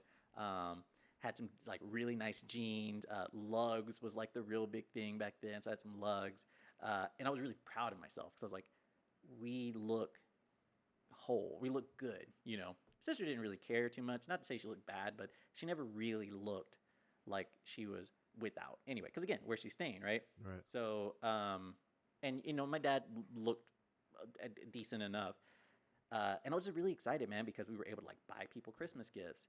I distinctly remember my dad bought my mom a DVD player, and back then, like, that's a big deal. And I think it was like a 5-disc one at that. So, like, really, it was a really, really nice one, right? So we're super excited, man. We have a really great holiday. The family's all enjoying each other. But even then, I would kind of look at him, and I would just see, I'm like, he's struggling. Like, again, it's like I was saying, like, he would go and talk to somebody. Like, for example, he would maybe say something to my cousin, right? Like, hey, what'd you get or whatever. And not to say that people didn't have context, but to them it's like, oh, he's just asking a question, and then he's just going on, like, he's just walking off, right? Like, but I knew, I'm like, no, he's trying so Jonesing. hard. He's jonesing, but he's trying to keep it together. Yep. So we have, thankfully holiday goes off without a hitch. Everybody has a good time. That is, so, like I said, Babysitter records all that, and I will get back to that here. But 5 days later is New Year's Eve, or whatever the math is. So my dad typically would, if he left the house at night, my sister and I knew, it's like, we're more than likely not going to see him until a day or two later, right? So we're wanting to spend New Year's with him, and he basically is like, well, I'm going to go up to, a friend's house. I'm going to go hang with a friend. I'll be back in a few hours. And we're like, whatever. So he turns, he walks towards the door, and then for some reason, he actually stops. And then he turns back and he goes, hey, do you guys want to come with me? And I was like, well, sure. Yeah, whatever. Cool. So I like packed up my PlayStation and stuff, and I was like, yeah, let's go. My sister said no. And then when we walked out the door, she came out and was like, never mind, I want to go with you. So we get in the car, we go to somebody's apartment's house. Man, nowhere we should have been, right? Just to be honest.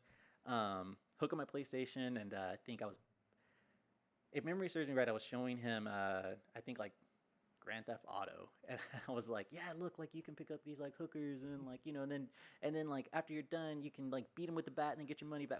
Like, and he's like, no, child, like, this is, like, not for children, which was really funny for him, because I'm like, the amount of stuff you expose me to. The irony. Right. Regardless, we all had a good time with him, right? And then I think we watched the ball drop or whatever, but it was after midnight. And then we come back home, right? So we come back home, and so how I'm sitting here, imagine this as like a couch, like a living room couch, right? Okay. And then this would be the kitchen. It faced towards the kitchen. So you got the couch, the living room, and then the kitchen. So my sister and I are sitting on the couch, and we were just talking or whatever. And Dad goes to the bathroom, comes out, and he's high. And we're like, oh, hell, here we go, right? So, he's terrified, rolling, like going back and forth. Yeah, kind of, same show. So I hate to say it, but we were so numb to it at that point. We weren't really thinking anything of it. We're just like, all right, whatever. And then it gets worse. like his fear elevates. And we're like, this is new. Like we've always heard him like go ooh ah, like, but we've never heard him scream like this. You know what I mean? And then the screams get worse, and then and then he literally starts like rolling on the floor as if he's like on fire. And I hate to say it, but like my sister and I started laughing because we're like, well, this is new. You know what I mean? Like, Yeah, it was novel. yeah, we're like, we've never seen this kind of terror before. So we're kind of we're laughing because again, you're talking about basically such a big man rolling around super fast. And then he starts to like talk, right? And he's like this is it. This is it. I'm dying. This is it. And he's like, Jesus, come get me. This is it. This is it. So we're like, again, we're kids, right? So we're like, what? So, and so he's kind of saying this again. He's rolling around or whatever, and then he stops. He's still on the floor. He's laying on his side, and he's staring at my sister and I. I mean, his eyes are massive, and he just keeps repeating, "I'm dying. I'm dying. This is it. I'm dying." And then like as he's saying it, he kind of starts to slow down a bit with his speech, and then it's like his head was dropping as he was saying it, and then it hit the ground, and then like he doesn't blink, but he's looking at us, but he's not looking at us. And my sister and I knew, we were like, oh, this is not like this is not like a normal high. You know what I mean? Like this is not good. And my grandma knew. So she immediately told my sister and I, she's like, go to my room. Go to my room. And so we went to the room, and at that, now we're scared because we're like, what, like, help us understand what we just saw. Like, I'm confused, and I'm scared, and I'm scared for my dad. And then we hear the ambulance come, and then we start crying because we're like, what is going on? And I really knew something was wrong because then my grandpa started to not to like paint him as like cold-hearted, but like he really, really went out of his way to console us. And I'm like, oh, like this isn't good. Like whatever happened, right? So we went to the hospital, man, and I don't remember. I don't remember falling asleep, to be honest. I really don't. Like, I remember that moment, and then I just remember getting ready to go to the hospital in the morning.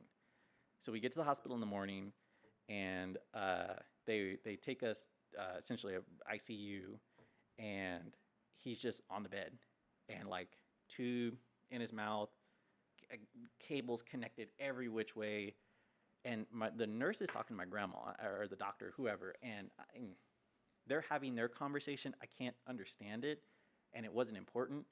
And I remember walking over to my dad, and I grabbed his hand, and he started to wake up, and he looked at me right in my eyes, and he couldn't speak because he had that tube. Intubation, yeah. But he moved his lips, and he's crying essentially, and all he says is, "I love you." I couldn't hear him say it, but I saw his lips move. And my sister's next to me, and then he looks to her and he says it. He mouths it. He's like, "I love you." And at that point, I want to say the nurse or the doctor, whoever, like recognized that he was awake and was actually surprised. They're like, "Oh, like, okay, guys, like we need to take care of him. Come back later, whatever, right?" So they sent us out. So we get in the van, we go home, and my grandma is in her room and she's crying. And my grandma she has always, for the most part, been very, very reserved. And I feel like she was reserved in the sense of, she was like, if the grandkids see me upset, they'll make them upset. So she always really did her best, like keep it together, And you knew immediately, like if grandma's crying, that's not good. Well, so I was like, what's wrong, right? Like, and I'm asking her, I'm like, what's like, because I'm thinking he woke up. You know what I mean? Yeah, we're like, good. Right. And to also give a little context, like my dad had really bad calls before So like there was one point he got super high and all his work, like his kidneys especially, shut down on him. So I remember literally going to, I believe DeVita, and like sitting there while he got dialysis, right? Every situation he was in, he always bounced back from. Oh, wow. So not to say that we weren't alarmed, but when I saw him awake, I'm like, Cool. We made it through that one. I'm like, okay, so great. We got life, right? And we'll slowly start working back up, you know. And so I ask her, I'm like, what's wrong? And she basically tells me, she's like, the doctors told me that if your dad, he probably won't survive the day. And if he does, he'll be a vegetable. And I just remember sitting there, man, I was like, that's not fair. It's not how the story's supposed to go. Mm-hmm. So I just broke down. I was like, it didn't make sense that everything we went through would get to that. You see what I mean? And I was like, that can't be right. Like, this can't be it. Like, no, it doesn't make sense. So it can't be right. And I am just bawling and bawling and bawling.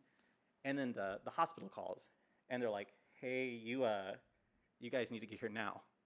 And I just knew. I was like, this is not good.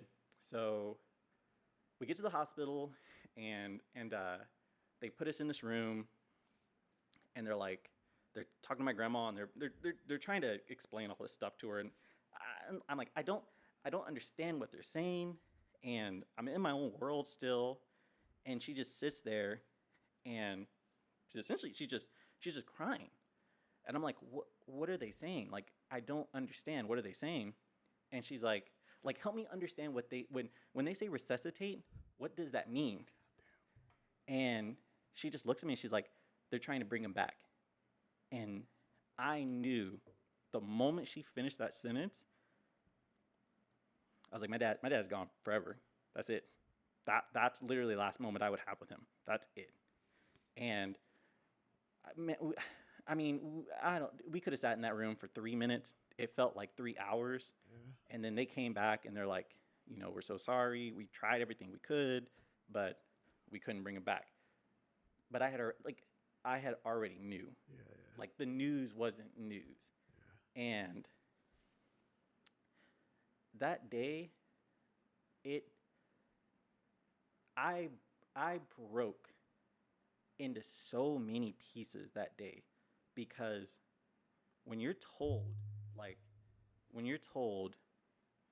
your reason, right? Like, everything you're going through is for this person. This is the one that will make everything better.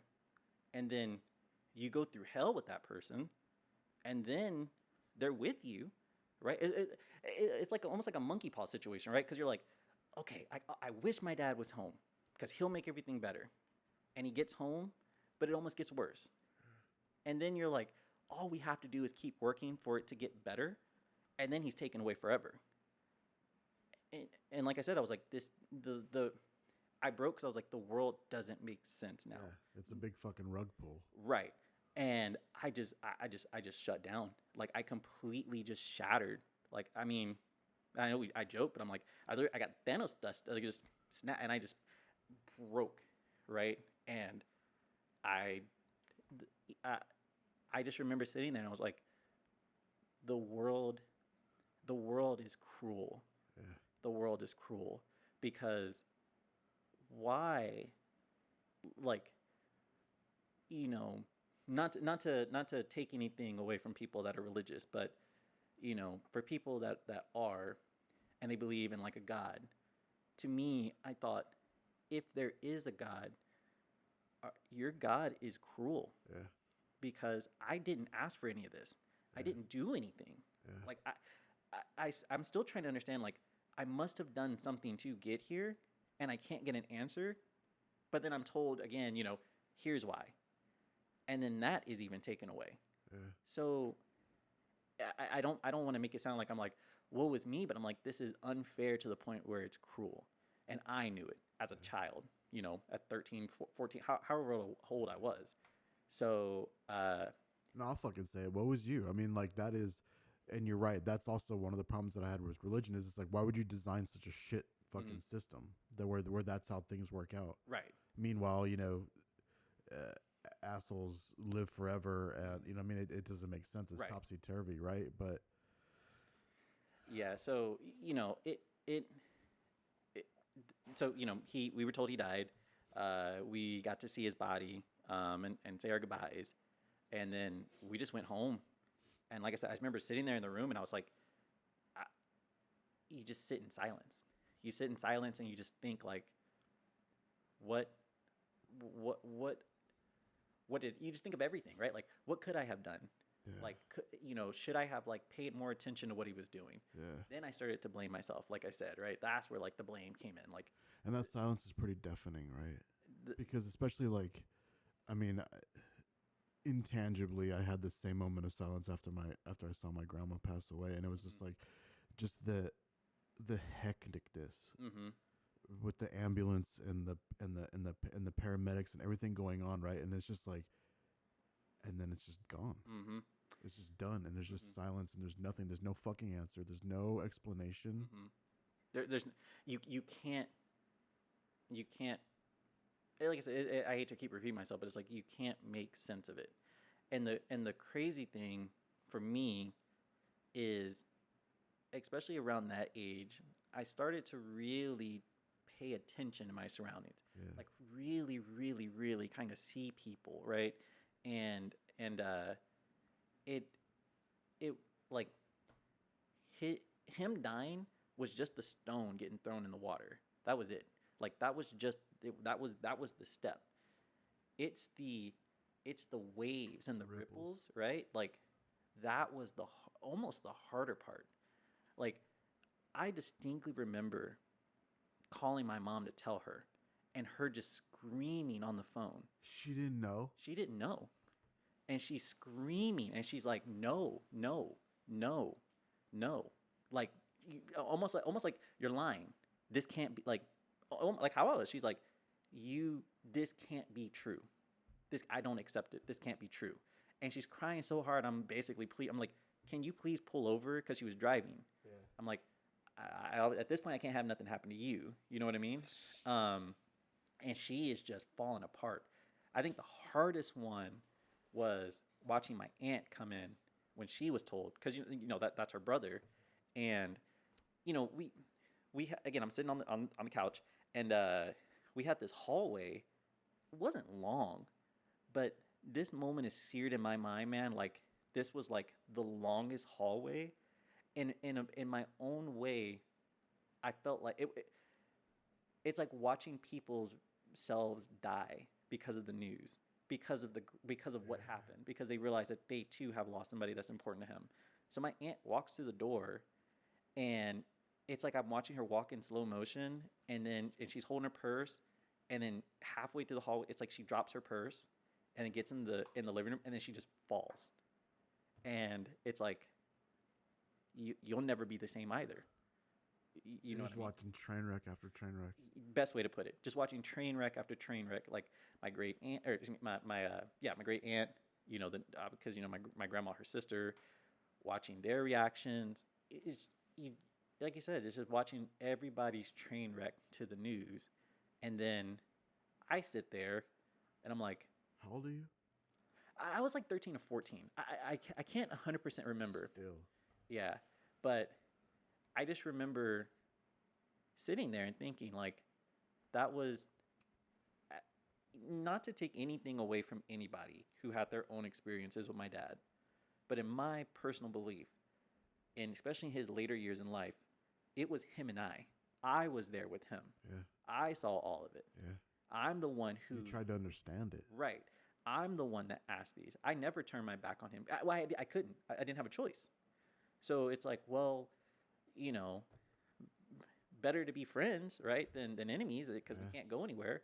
So it was him and I in that room. It was him and I in that home together, and now I'm by myself, and I've got I've got nothing but people and sadness around me, and you can't help but in your own way, not that anybody ever made me feel this way, but you can't help but almost think like, I almost feel like people looked at me like, what happened? Yeah. Like, not that they ever made me his caretaker, but it's like, maybe you have the answers. You know what I mean? And I don't. I don't have the answers. I can't figure it out myself. So that day, man, like I said, was definitely one of the hardest days of my life. And I just, like I said, I broke in a million pieces, and I just completely folded in on myself. I just went completely numb in my own way, emotional, but numb. And after, Well, because the mind job for you, man, like, I don't know if you've put it together, but it's like, if you take that period between Christmas, mm-hmm. where everybody's dressed up, Mm-hmm. they're in their best, and to New Year's, it's basically like that one moment in history was, you saw it as, God damn it, finally we arrived. It was one of the best days of my life. We finally pulled this shit together. Mm-hmm. And what you didn't realize is he was looking at it as one last time. Yes, and it's eerie that you say that, because after the fact, my mom told me that Christmas, when we were all together, we went to go, mom came, and, my dad and my stepdad at the time, they were cordial. There was no animosity, no issues. Good. So everybody could really get together and be a blended family. That's good. So my mom, or maybe it was my dad, I don't know. Either way, my dad had asked my mom, hey, can you do me a favor? Can you make enchiladas? He loved her enchiladas. My mom is not a cooker by any stretch of the imagination, but she makes good enchiladas, and that was just his favorite dish. And she's like, sure, yeah, okay, well, let's go. Like, I gotta go buy the groceries for it and all that jazz. So we all went to H-E-B, and then when we got home, my dad sent my sister and I in. He's like, hey, like, go inside and talk to your mom. My mom told me that he basically asked her, he's like, do you forgive me? Like, do you forgive me for what I did? And my mom was like, yeah, like, so much time had went by. She's like, hey, look, it is what it is. Like, you're forgiven. Like, let's just, we have beautiful kids. Like, she wasn't necessarily focused on that, like the past, right? And he said, okay, because he's like, I don't have any more in me. He's like, I'm tired. And he's like, I'm truly, truly, truly tired. And my mom, from, in her defense, she's like, well, like, if you need help, like, we can, like, let's get you back to rehab, or let's try something. And I think he just resigned to his fate, to be honest with you. He knew, bro. Yeah. Like, come on, like, asking for forgiveness, Mm-hmm. final meal, like. Mm-hmm. So it is wild. Like I said, it's wild because you like I said, you see somebody who just for years and years and years they were on that ride. Yeah. And they're pushing themselves, getting closer and closer to death, right? Like having health issues, bouncing back. And you just see them, in their last days are just like, I just can't do this anymore. I can't. And I am thankful that my dad has peace. I'm thankful that he's not struggling with that anymore. Yeah.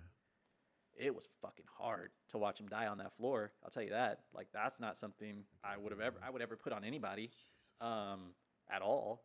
And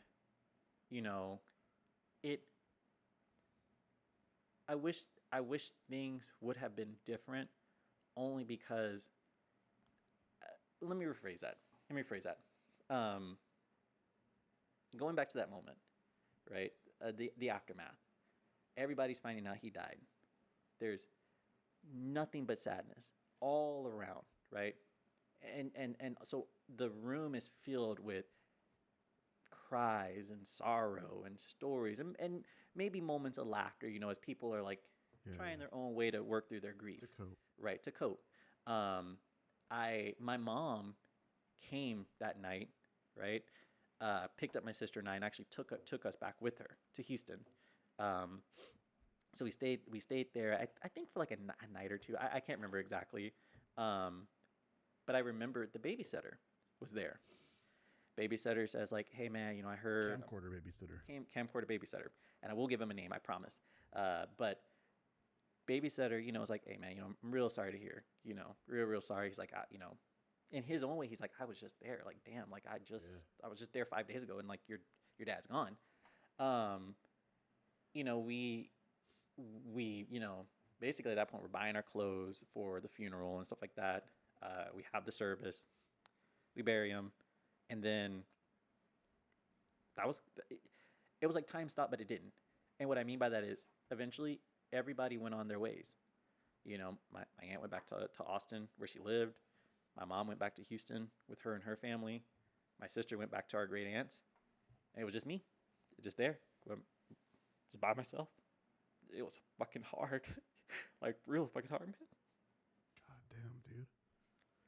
I mean, did you have friends? I mean, like, what was not that any of your friends could even fucking possibly understand what the hell to say, but I mean, like. I did. And they tried to help in their own way. Yeah. So what did you just retreat into, like, I would have played a shit ton of video games and just or poured myself into work to try to fucking. Ah, man, I wish I would have had work. That would have helped. I wish I did. Just no answers, just. The reason it's so painful is just because it was the silence. Yeah, dude. It was just me. It's fucking deafening. Right. And there's books. I read books. I played games, but the only thing that I could try to think is why. Again, it's like, let's make this make sense. Yeah. And replaying. Yeah. And when you've got nothing but time, you know what I mean? All you can do is sit there and you just like think of every possible scenario of like, again, maybe we should have stayed a little bit longer at the place. Maybe that would have changed it. Maybe we should have told him like, "Hey, let's watch a movie or let's play karaoke." Like, you can't help but try to think like, if I would have done any of these, millions of different things. Let's go watch Three Strikes. Yeah, right, for the 70th time, right? Like, but like, you think if there's anything I could have done, maybe things would have been different. Fuck, ain't that the fucking shame of this world? Mm-hmm. And so you always think there's something else you could have done. Right. And so, like I said, I really turned in on myself. Yeah. Really, really turned like heavily in on myself. And I felt like for years, while I did have friends, and they I've got a really good friend who I met in 5th grade, and probably one of the closest friends that really went out of his way to just try to comfort me in his own way. It's like I was there, but I wasn't. Yeah. You see, like I'm going through the motions. Yeah. I'm still like. There's a void. There's an entire fucking void. And how do you even express yourself? Because that's so much to try to even invite anybody else to even understand, much less help through. Right, exactly. Because you kids don't understand, man. I mean, it's like, when you're a child and you got your friends like, my parents are going through divorce. You're like, oh, that sucks. Like, you see what I mean? Like, unless you're in it, you really don't know. There's an entire chasm of like, my mom and dad are getting a divorce because dad slept with the fucking babysitter versus. Right. Exactly. Watched my dad die. So, I don't want to leave that on a negative note. So I'll say that thankfully, I did have people that did try to help. Yeah. So, I had a school counselor, Mr. Gaskin. I hope he finds this, because to this day, I credit him for really helping me get out of that hole. Oh, good. Just a nice guy. Just nice, and was aware enough to know that he needs the space. Yeah. But he needs to, more importantly, know that if he ever needs somebody, he was just one request away. You see what I mean? Shout out to Mr. Gaskin. You changed somebody's life in a positive way. No joke. I had other counselors, that because my grandma saw like just how bad it was, and tried to give me help and stuff like that. So I definitely had people who corralled As around best me they could. as best as they could. But like I said, the hardest thing is it's again, not to repeat it, but it's the concept of literally what I can remember of why am I in this? When I started to question why am I in this, and being told he's why, and then you start to look at everything, right, to that person to say he will save me from this. He'll save me from not having like lunch money to eat like good lunch at school. You know what I mean? To have nicer clothes, so I stopped getting made fun of at school. To be at home, so I stopped getting made fun of at school. To fix this situation, because my great grandma, she didn't have as much of an education, so she's like, I don't know seventh grade algebra at all. Like I can't help with this. So you like I said, you double down, you put all your chips on it, and then it's taken away from you the most cruelest way, and that just did not make sense. I just couldn't fathom what going on would be if that was the reason, and then the reason's gone. It's like, well, then what am I here for? Like, what was all this for? Yeah. Do you see? And then of course It feels like one big cruel joke, Right. more than a life lesson. right. And then I'm a teenager. Of course, there's that. So there's that, right? Yeah. There's all the other angst. So So how many years did it take? I mean, so how deep into? I mean, did you? When did you start feeling like you could at least put it to rest and at least just move on? I mean, we never resolved it, but like, when did you start feeling like comfortable in your own skin again? there's two answers to that.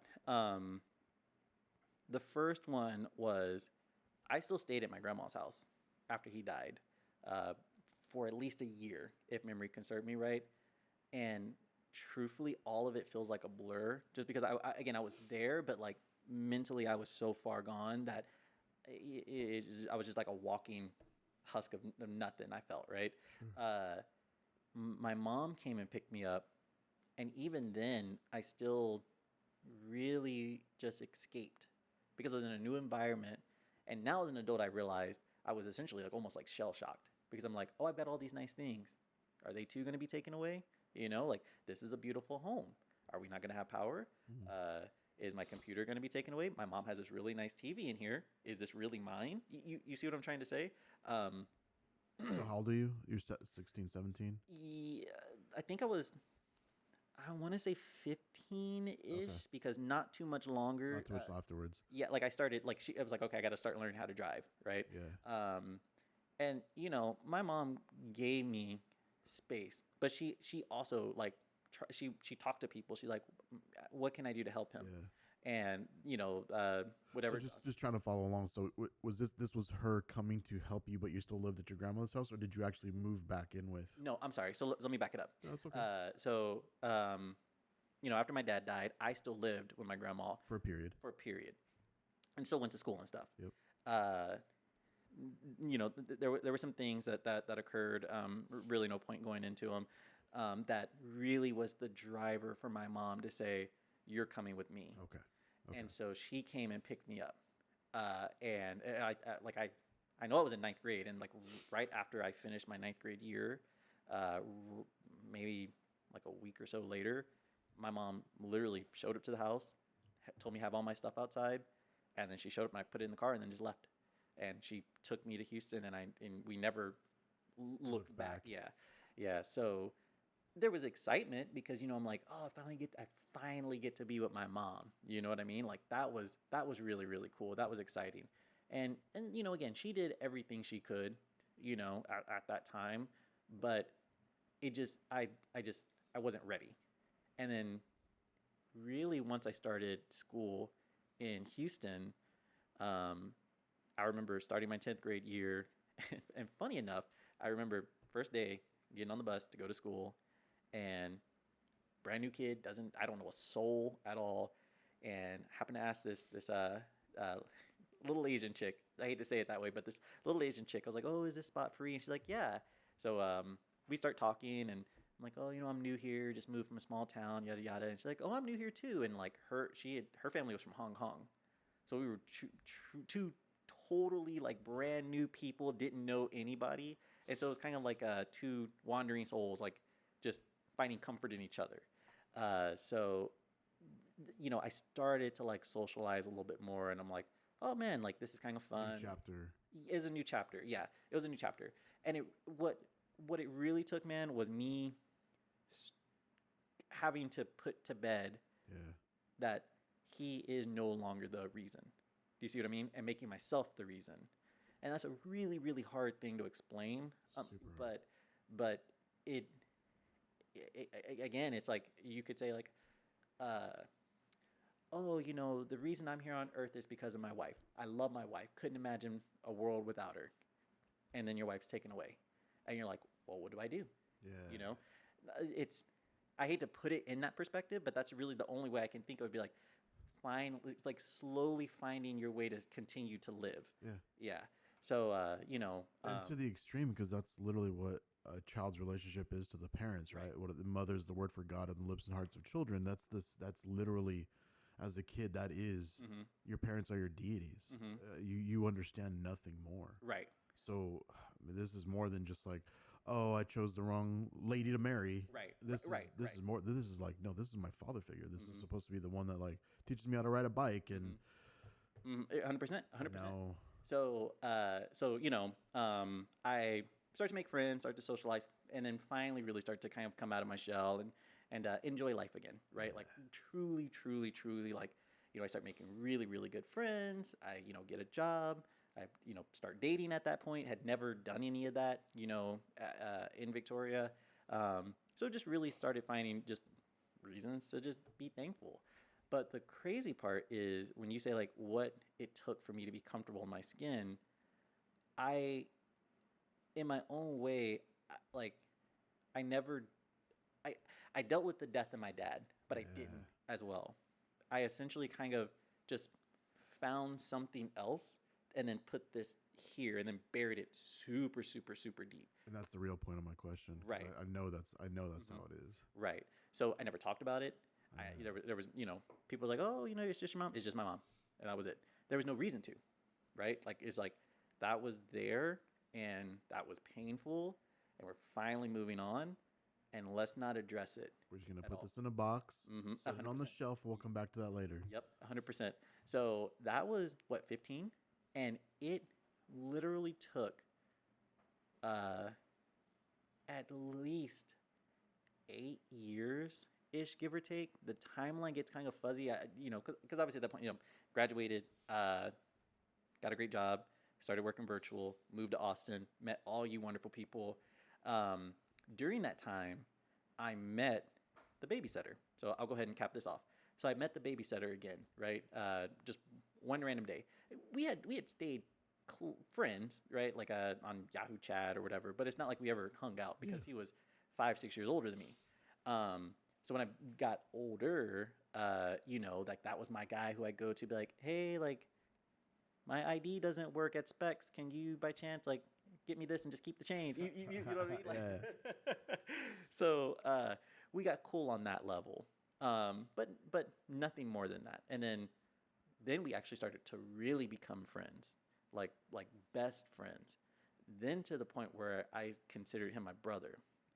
And so what's crazy is that guy, the babysitter, became my brother and was my best man at my wedding, whose name is John, right? John never knew that he never recognized that he was the one that recorded Christmas. So You've been talking about theory this whole time? Talking about theory this whole time. My mind is just... I was like, are you talking about Chris? Like, I was like, I know some of your friends that you know for like... No. So shout out to John Theory. Yes. Yeah, all the way. Powerful. So you want to talk about like fate. Holy fuck, dude. So I started to live by this motto, right? Like the universe, she will take, but she will give. And I'm like, how crazy is it that in 2000, this guy who I didn't know me, didn't know my family whatsoever, on a whim said, sure, yeah, I'll do some recording. And then recorded the last moment that I had with my father, and then 20 something years later, right? Like we become, like blood brothers. And then to give perspective to that story, my dad died with nothing, right? So again, there was no property, there was nothing. So for years, I only had like 3 photos of him, and then like a few baseball hats he had, right? And that was really it. And that was my memory of him. Yeah. Boiled down to, again, handful of photos. Distilled to a handful of photos, and yeah. Right. So recently, I had started forgetting what he sounded like. I couldn't remember. I was like, I don't remember what he sounds like. I don't remember his laugh. Like, I can see him in the photo, Yeah. but the time is too far gone. And so my lovely, beautiful wife over here, she's like, you don't have any like videos of him? And I'm like, oh, I was like, remember my grandma had this like VHS, and we watched it once after he had died, but nothing ever really came of it. And my wife's like, you need to get that VHS. Like, we're gonna go, you're gonna get it, you're gonna make it digital, and we're gonna have it. And I said, okay. Like, I never really put a lot of effort into getting it, because it was so far gone. So she was like, you're going to go get it. And when the wife says you're going to do something, you got to do it. So so we go, we get it. That's good fucking looking out. It's no joke, though, seriously. So we go, we get the video. We get the USB back, right? And the moment the box gets to the door, like, it's like a knot in my chest. And I'm like, this is something that I haven't unpacked at all, right? Time to take that off the shelf. Right. So so yeah, I'll finish this story. I'm sorry, I know I'm all over the place. But I was like, okay, this video came in. I texted my wife and I was like, hey, I got it in. And she's like, okay, well, we'll watch it when I get home. Perfect. So we go upstairs, we put the USB in the computer, and we hit play. And the movie starts. And it starts in my grandma's room. And I'm 35. The moment that video started, I got warped all the way back to 14. I'm sure. Immediately. Everything. My mind, my heart, like, I would almost say my knees, but I wouldn't want to jump too high. But I literally, I got transferred. So Victoria is watching a video. I'm reliving the moment, and I see everything. I'm like, I forgot about this room. I can immediately, I'm like, to the right is where the bathroom is, right? Like, her TV's right in the front. Her door is to the left to get outside. The hallway's right there. My room would be right across. My great grandma's is like right next to it. Like, everything starts coming back. Video turns off, and then it starts again, and we're all in the living room, right? So all the family, my mom, my little brother, who is not a baby, but I'm like, you're a baby, a little boy. Yeah. My sister, who's just a bossy little thing, right, yelling at everybody. My cousin, who I feel like he couldn't have been older than 19 at the time. Everybody's so young, right? And the crazy thing is that, my John Theory, he has the camera. He's sitting right next to the couch that I've been talking about this whole time. So he pans to the kitchen, and it's my grandfather sitting at the table, who's no longer with us. It's my great grandma sitting at the table, who's no longer with us, right? So so they're in the kitchen, and then, like I said, when you sit on the couch, you can see directly into the dining area, I should say. The kitchen part is like cut off and is a wall. It wasn't open concept back then. The camera's pointing to that wall, and dude, my heart was so heavy because I knew. I was like, he's behind that wall. And the moment he turns and he walks from it, it was like I came unglued. Oh, dude, I came unraveled. So, like, I'm sitting there, and like my chest is tight. I'm sweating. I'm trying to, my wife's sitting to the right of me. You're trying not to make a scene. And I'm like trying to watch it like this, and I'm like, please don't look this way. And what's funny is she's like kind of sitting forward, so her back's kind of a little bit to me. And I'm like, please don't turn around. Please don't turn around. Please don't turn around. And like, I see my father, and I see him alive, walking, existing, life in his eyes. That's not the last time I saw him was dead. And it just fucking smacked me in the face like bricks. And then I'm trying my best to hold it together. And then my wife turns around and looks at me. That was all she wrote. Oh, bro, I ugly cried like my favorite toy broke. Oh, I boo-hooed, man. Boo-hooed. I ugly cried, snot running down my nose, sleeves just soaking wet. Oh, dude, it was like, I mean, I had a headache, and it was. I got a headache right now. Like, sorry, man. So, like, that first watch was hard because I could, like, I'm watching myself 35, watching my 13, 14-year-old self, and I can see the misery I had in my own face. Like, I can see the loss in my own eyes. And whether people, and that's not to be dramatic, you know, not to say that like people may or may not have recognized it or whatever, but knowing my journey, what I went through, and taking 20 plus years to unpackage it, and then seeing that child version of me, it like I said, it broke me, not in that same instance, but I was like, let me rephrase that. It gave me perspective to say, look how far I've come, right? To like see, like, I thought that was the end. I really did. I'm not trying to be dramatic or anything like that, but when my dad died, in my mind, like, I died with him. When they closed that coffin and they put him 6 feet under, there was a good 3/4 of me that went there with him. And it took years to undig it, right? Years. And so to go back to what you were asking about finally being comfortable in my own skin, to close that part, again, shout out to the Babysitter, because it was John Theory. And I want to say, man, that I was in Austin, in Pflugerville, living with you, and John just randomly asked me, he's like, when are you going to deal with your dad? Just like that. And I'm like, what? He's like, yeah, like, you don't talk about it. And I know why. So when are you going to deal with it? And I wasn't even mad. I was like, I was so caught off guard. I was like, well, I did deal with it. But he had he knew, like, intuition. Yeah. He had the awareness to say, you have put it aside. You've moved on from it, but you haven't dealt with it. And that was a whole other journey that I went through recently.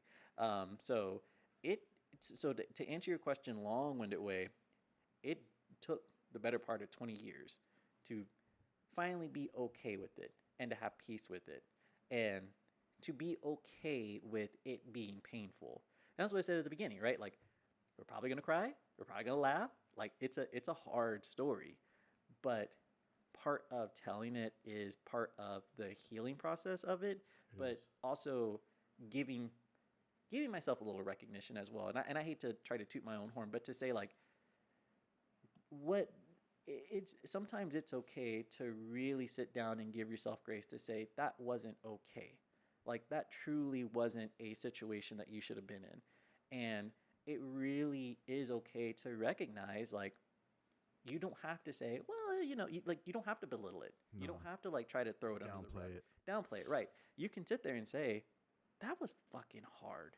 That was a lot. And a lot of people don't go through that.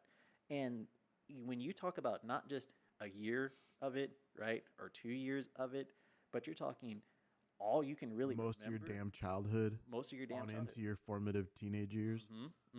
So, so it's okay to say, like, that was hard. What's not okay is making yourself a victim of that. To say, now I have reasons to do things that I know damn well aren't right. Like, if I went to Walgreens and I took all their shit off the aisle and threw it on the floor, and they say, well, what the hell's your problem? I can't sit there and say, I got daddy issues because he died. Like, nah, man, that's not it, right? Like, that's not the answer. But it's okay to still give yourself that grace and that patience and that self-love, and that's really the part that I was missing. Yeah, and I mean, it's one of those things where it's like I prefer to celebrate the people that can go through something that traumatic and rise above it and then see that life is still worth living. Mm-hmm. I don't necessarily begrudge the people that shut down and don't function Mm-hmm. because there's no right answers in this world. You want to be able to say, "Hey, look, listen to Curtis's story and you can do it too and you can whatever." But I get it. Mm-hmm. Some people is just like, that is too much. That is a lot. I'm thinking I put myself in those shoes and I'm like, God damn, like 8 years you got off light. Like I don't know if I'd have been okay 10 years later. You know what I'm saying?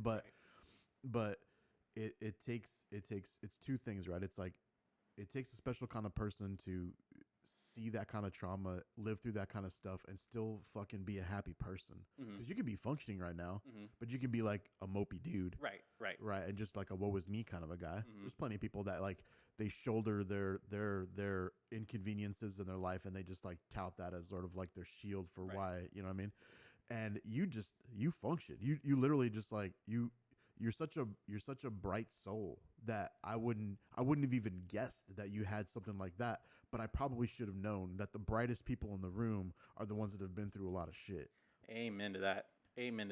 Yeah,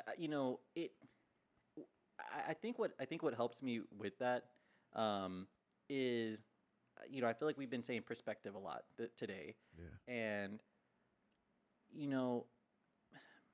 maybe it's my own way of self-coping, but I try to put myself in other people's positions through their hardships in life, right? And I look at it and I think, man, mine was hard, but mine wasn't like that. You know what I mean? And different. it gives me peace, I guess, if anything, right? Because you hear like this one story really really stuck with me. I saw the story is old, but I was late to the show, about this girl who has, I think, like 10 or so siblings. And make it short, man, their parents were like straight up abusing them, locking them to their bed, not feeding them, not giving them clothes. Their mother was a hoarder. So she would have like hundreds of dollars worth of food and clothes and wouldn't give it to the kids. And if she caught the kids taking it, she'd lock them in the room for like a day or so. And you're talking about kids that are, from like 2 years old all the way up to 20, all stuck in that environment, right?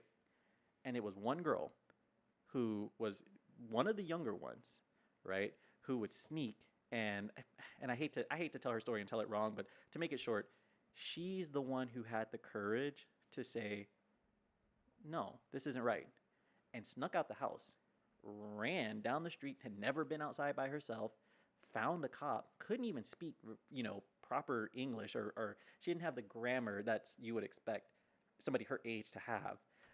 And this cop's like, you sure? Like, he was uncertain. But then she was smart enough to take her phone and she took pictures. Like, look, my siblings are chained up. And then the cop's like, oh yeah, shit, this is not right, right? So, I'll probably put her IG on here. Not that it's her podcast, but her story's so inspirational because, like, she's such a bright soul. That's a hard fucking situation. When you take a step back and think, like, it's my own parents causing me harm, and yet she not only overcame it, but dude, she lives her life. Yeah. Just a bright damn person out there. Yeah. And I'm like, that's a hard one. And if she can smile and she can get up and be like, you know what? There is a reason why I'm going to sit here and dance on TikTok or whatever, right? Whatever the younger kids do. But like, if she can find a reason to find joy, there is no reason out there for other people. Absolutely. Right? Like, there are some hard situations. Absolutely. So. I mean, war-torn countries, immigrants sacrificing everything. You know what I mean? Like, there's a million stories out there, but it just goes to show, though. I mean, like, in this world, there's two ways you can handle it. Right. You can let that just like cripple you for life and not function, and nobody's necessarily going to begrudge you it because they'll be like, damn, that does suck. Right. But goddamn, do I not find more pride in surrounding myself with people like y'all that like you fought through it. That's the point of the fucking podcast, but that's the point of my life and everybody that I want in my life is I want people. I love the broken people because the broken people put their shit back together, right? And now we're fucking resilient. 100%. That's I mean that and what you're talking about is something that I speak about sometimes where it's like you plot a graph, and on one end of the scale, you put the best thing that's ever happened to you in your life, right? And let's give that a number. Let's say that's like 100, right? And you take the lowest point in your life, and let's call that like a 0, right? And everything that we experience is just relative to the worst thing that's ever happened to you versus the best thing that's ever happened to you. And I want to give credit to people that maybe they listen to a story like that, or they listen to a story like Victoria's, and they're like, God damn, my life was never that bad, but why do I still feel that shitty? And it's like, well, because if the worst thing that's ever happened to you is like a 50, you know what I mean?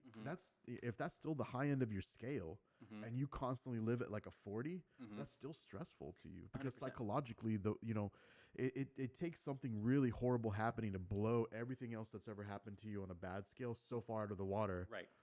That's why people like us can look at like a really bad day or a really bad week at work and be like, that ain't shit. Right. It's not just because we're chill. It's because we have just worse things on our scale. And I'm not trying to advocate for people to go out and find shit to make their life worse. But you have to understand that if you want to be a more resilient person, you've got to encounter stress, and you have to make yourself comfortable with stress. And one thing to add to that is even if you were to say like, okay, I don't want to go through hardship, right? Yeah. I use something similar, not so much a graph, but I like to try to say that, like, people only know the deepest pool that they've ever been in. That's the good right. one. That's So better. like, if you've only been in 5 feet of water, to you that 5 feet is the deepest you've ever been. Yeah. To somebody who's been swimming in the ocean, that 5 feet ain't shit. Yeah. You see what I mean?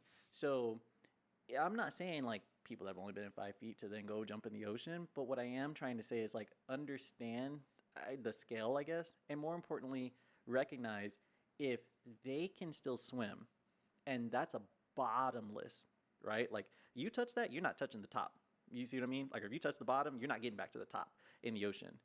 So, but if they can still thrive in it and swim and weather their own storms and everything, you will survive in your 5 feet. I couldn't have said it better, man. Yeah. I think that's the perfect fucking end note right there, man. Thank you, man. I appreciate it. Is you gotta fucking swim. Got to. And there's no two ways around it. I mean, yeah, I mean you can try. And there is the light at the end of that story, man, because it's like, yeah, I mean, could you have done with more days with your dad? Sure. But you're here now. Yeah. You're here now, and you're a supporting role in another person that went through a bunch of hardship, and you've got good friends and good family. 100%. 100%. Fuck, man. Yeah. The one thing I do want to say, and then we can wrap it up, is, for me in my journey of peace, and for others that may be going through something similar, really trying to look at everything that occurred in that phase of my life, right? Because, like I said, at the beginning, it's not black and white. Like my dad wasn't an addict who just did bad things. And my dad wasn't this like awesome father who was going to just get every award that was out there. So he took a wrong turn. Right. Like he was a very nuanced individual. This is the same man, who taught me how to smoke out of a crack can, right? Who taught me how to lie to police, right? And like we schemed together, or to scheme a high school to get into a football game for free, right? Are any of those things good? No. I'm not going to sit here and say they are. But he taught me his own, like in a weird way, he taught me life lessons that I can still try to put application to. And I'm not saying like I'm lying to people or anything like that, right? But like the gift of the gab, right? That was one of his things that he taught me. Like you have to know how to speak people and read the room. You got to know, like if you're trying to lie to a cop and they can smell bullshit, you're getting thrown in the back of the car, right? While that situation may be bad, trying to have awareness to how people are receptive to what I'm saying. That's what I'm trying to say. Like, this is a person who did teach me things. And for better or worse, we did have our journey together. And while it has ended, and there is finality to his story, and I know that his story may not have ended the best, his legacy doesn't end with him dying in that kitchen. That's right. And, I've really started to take pride in knowing, like, my dad may not have had the life that he may have wanted to, live with his kids and get his own home and do these own things. But I'm getting to do it for him. So I'm getting to go see these new places that he never got to see, and I'm getting to have these experiences that he never got to experience. And in a weird way, it makes me more appreciative of them. Like having a home is so awesome because he never got that chance. You see what I mean? Yeah. Traveling international is amazing because he never even got close to doing something like that. Yeah. So, you know, That's what every parent hopes for, is that Yeah. your offspring do as good as or better than you did. right, And right, you're living proof. right. I appreciate that, man. So, yeah, you know, it's just it's having that positivity, but just that mindset to know like things will be difficult, but that's not the end of it. And especially when you have experiences or journeys with people that end, while that situation there is that finality, there is still reasons to carry forward, especially if you are the legacy of that person. So Absolutely. for those that are going through it, man, don't give up. Keep going. It does get better. And if anything, just if you need something to look forward to, I would say the next Marvel movie. And with that, thank you everybody for tuning in. I know this one was probably an emotional roller coaster for many. It was for me, but thank you so much, and we appreciate everybody's support and understanding, because that's all we want to be at the end of the day, is understood. So thank you for tuning in. We'll keep doing these as much as people are brave enough to want to sit down and have a conversation like this. I know it's not easy, but damn it, I think we are doing some good in this world, and that's all we can hope for. Amen to that, man. And yeah, for those that have some reservations about signing up for it, do it. This is seriously one of the best things I think I've ever done. So you could not ask for a better person to tell your life story to, who cherishes it and respects it with honor and grace. So you're in good hands. So come on over, guys, to the Pathfinders. Thank you, man.